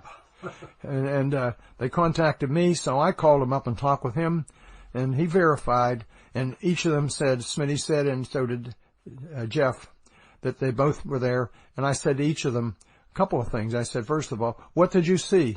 And they both told me, "We saw the glowing object. We were very frustrated. We wanted to come out and be with you, but we couldn't leave the weapons." Wow. And I said to both of them independently, "Was Larry Warren there?" And they both said the same thing. "Are you kidding? Larry Warren wasn't there." Larry Warren was a joke. He was a druggie, and they knew it. The next thing I wanted to try and clear up was the controversial statement by Michael Stacey Smith that he'd been on guard duty with an M60 machine gun. Well, I can't, go ahead.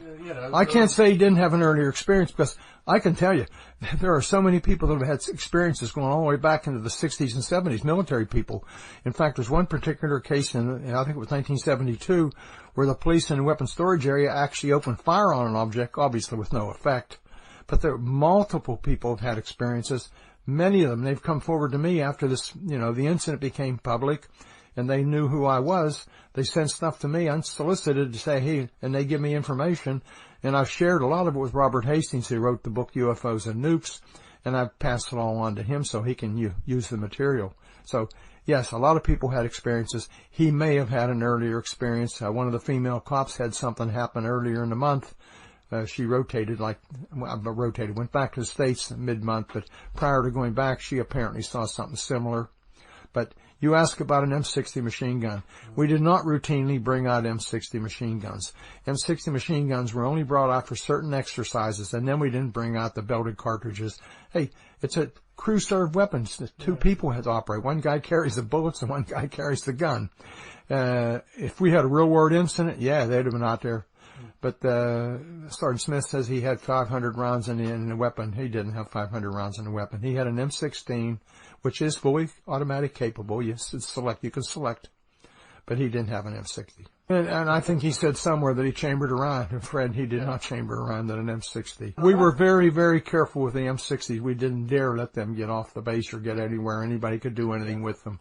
It's a very lethal weapon. The next thing I asked Chuck was he actually able to confirm that Michael Stacey Smith was on duty on the night of his incident? Well, I was able to verify. He definitely was at the gate with Jeff Weinsholt the night I was out in the forest. I mean, I was able to verify that with other people too. So each of them told me the same thing as far as being at the gate independently, and both independently said, yeah, that was my partner.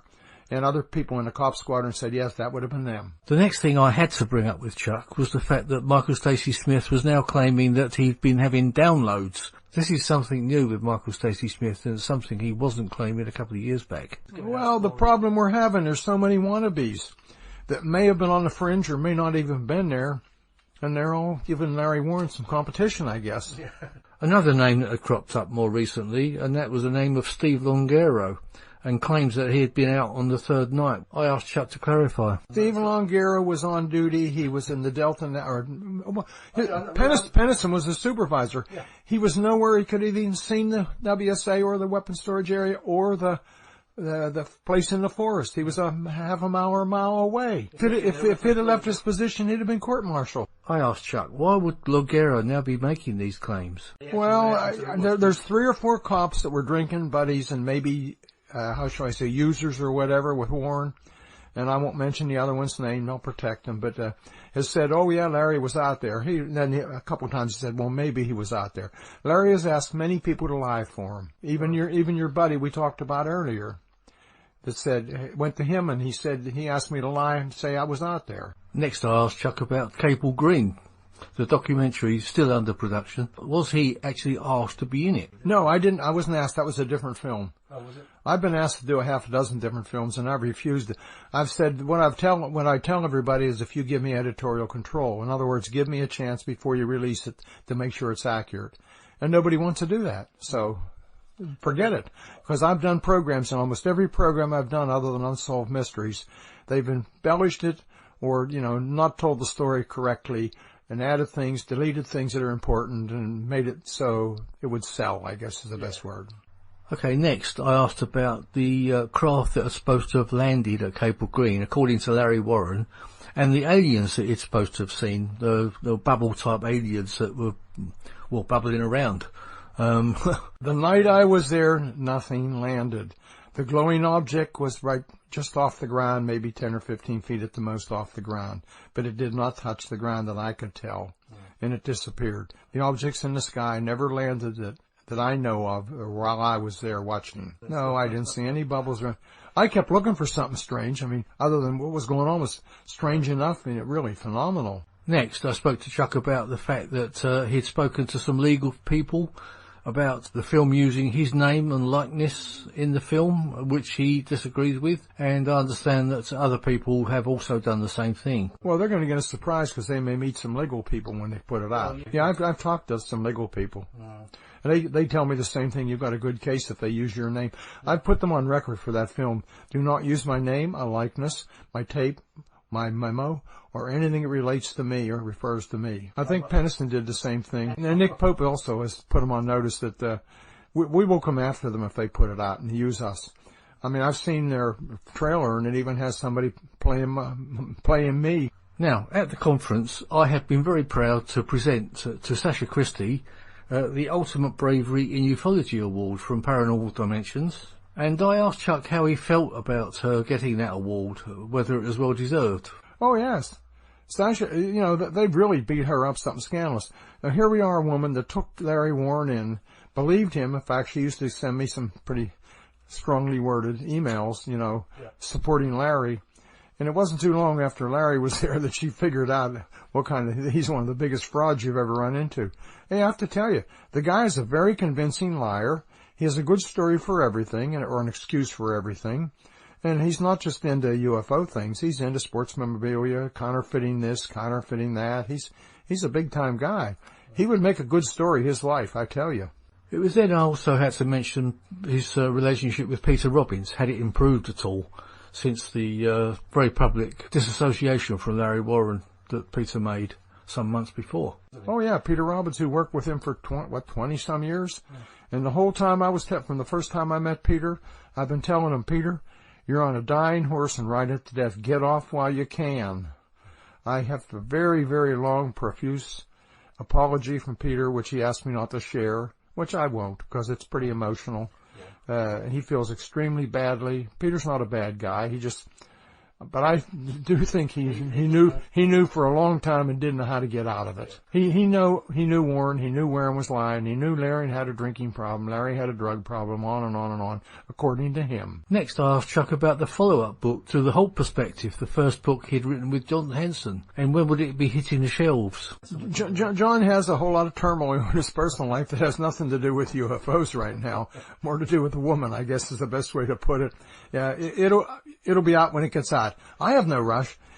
I only wrote the book with him for one reason. That's to get the truth out. There's no intent. I made no money off it. I don't intend to make money off it. If John sells the books, John keeps the profit. I really don't care. I just wanted the whole truth out. And it was written more to be a textbook type thing for people that are very seriously investigating the incident. Yeah. That's why we go through and say, he said this, she said that, and I comment. More's come out. We've learned a whole lot more. Yeah. I didn't know until not too long ago that the statements I was given initially by the first three people, they were canned statements. They were told what to say and what they couldn't say. And there's some real issues. For instance, John Burroughs isn't sure what happened in the forest. I'm not sure Jim is 100% sure either. Because John's been given screen memories and has things blocked. Now, they've been hypnotized multiple times since then. And I know John's diligently talked to people, experts in hypnosis to try and find out. He wants to know what really happened in the forest. He doesn't know. He'll admit that. As this interview was drawing to a close, I asked Chuck what his future plans were. I don't have any big plans, but if appropriate, I'm willing to. I'm not doing too many more programs. I'm not excited about doing a movie or anything. That's all. I've got my own life. I put this on the shelf and don't pay any attention to it until somebody asks a question. If it's a legitimate somebody that's honest and straightforward, I'll answer it. If it's somebody on the fringe with some nonsensical thing or wanting to do a movie to make a lot of money or something, I just tell them no interest. In closing, I referred back to Jim's book, and I asked if Chuck would be talking to Jim any further. I asked if it would affect their relationship. I also mentioned that a lot of the quotes in the book weren't actually Jim's, but they were actually other people's opinions. This was the reaction I got. Well, I'm just very hurt and disappointed with the book, to be very honest with you. If he wasn't there and doesn't know, then he needs to say this is somebody's opinion, or this is this or this that. And there's a lot of quotes in the book, but they're all taken out of context, and many of them are slanted. They don't tell what was going on. They just take a sentence or two. It was here that I thank Chuck very much for the interview, and would hope to see him again maybe in 2020, but I'm afraid this year had other plans. But we hope for next year. Oh, it's my pleasure. I appreciate the invite and all. It's been fun. And I've met a lot of nice people. Some people I hadn't seen in years, and others that I'd never met before. And they were... Well, I have to tell you, the first time I did a speech over here was years and years and years ago with Harry Harris up in Manchester. And when I didn't know, I walked into a hornet's nest. All Larry Warren's followers who ardently believed him were there. And when I said he wasn't there, they about went crazy. I almost had to run for my life. And just a final word from Chuck, after it was mentioned that Larry Warren and Gary Heseltine were invited to the conference. Oh, I would love to have had Larry here. Oh, or Gary Heseltine. Never mind. Yeah. I have to laugh when I talk in the name of his magazine. I think it's funny. Well, there it is. Once again, thank you to Jim Penniston and to Colonel Charles Halt for those two great interviews. I think you'll agree with me that just about everything is covered during those two interviews. Just a reminder, if you'd like to read Colonel Halt's book, it's The Halt Perspective, available on Amazon, published by Haunted Skies Books. So, I'd like to take this opportunity to wish everybody a very happy new year, and join me again for next week for a final show for this segment until I take 3 weeks off. And it's going to be Colonel Halt with a whole new interview. And also, you'll be hearing the whole presentation that he did at Woodbridge Hall. So, goodbye and thank you, and join me next week. Happy New Year, everybody. Unidentified flying objects, commonly known as flying saucers, do exist. Some kind of flying objects have been photographed in the sky. If they cannot be identified as objects known to man, what are they? If they are not man-made, who made them? If they are not from this planet, where are they from?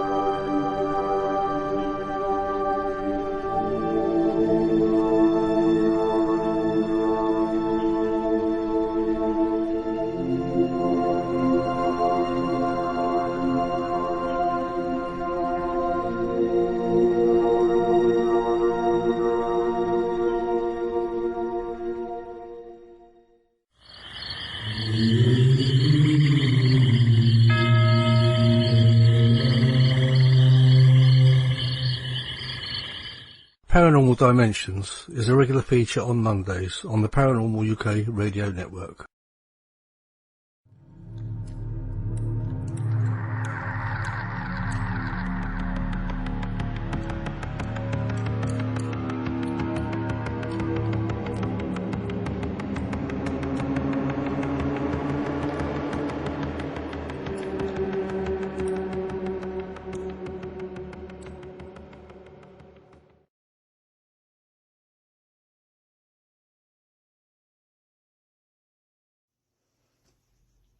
Hello, my name is Jim Penniston. I am here to tell you about a groundbreaking new book about the Rendlesham Forest incident of 1980. It's called The Rendlesham Enigma. This book, 85% of it, is previously unknown to the public and to other witnesses. After 39 years of disinformation and misinformation coming out about the incident itself, I decided to team up with Gary Osborne and write the definitive book. I thought I was more than qualified since I was the first responder of the USAF, United States Air Force, deployment off base on a craft of unknown origin. What I would like everybody to do to know is that this book is definitive. It's 702 pages long. Of that 702 pages, 300 pages are endnotes. What it does is presents the facts like never been presented before.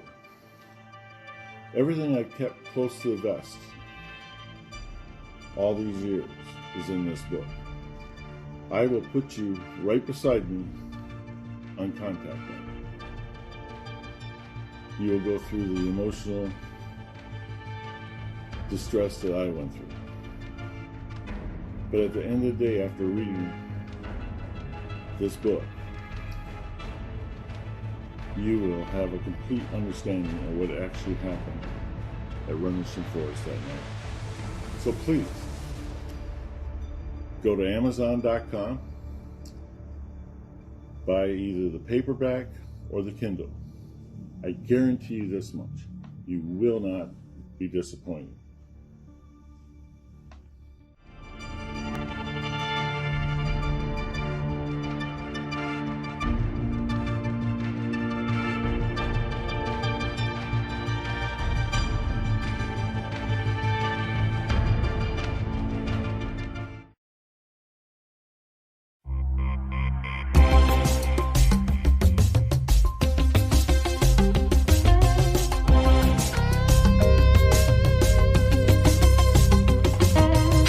Just after midnight, late December 1980. Strange lights in the sky, glowing spears among the trees.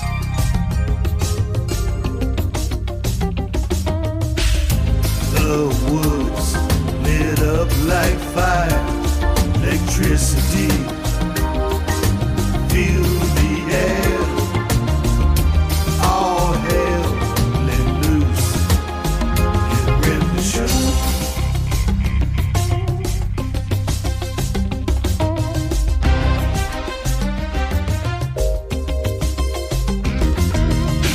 The silence echoed through the forest to the bone.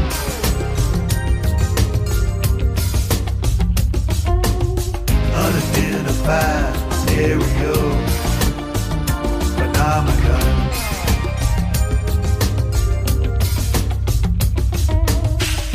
Time froze, world stopped, reality changed, lost in state of shock. After encounter at Rendlesham.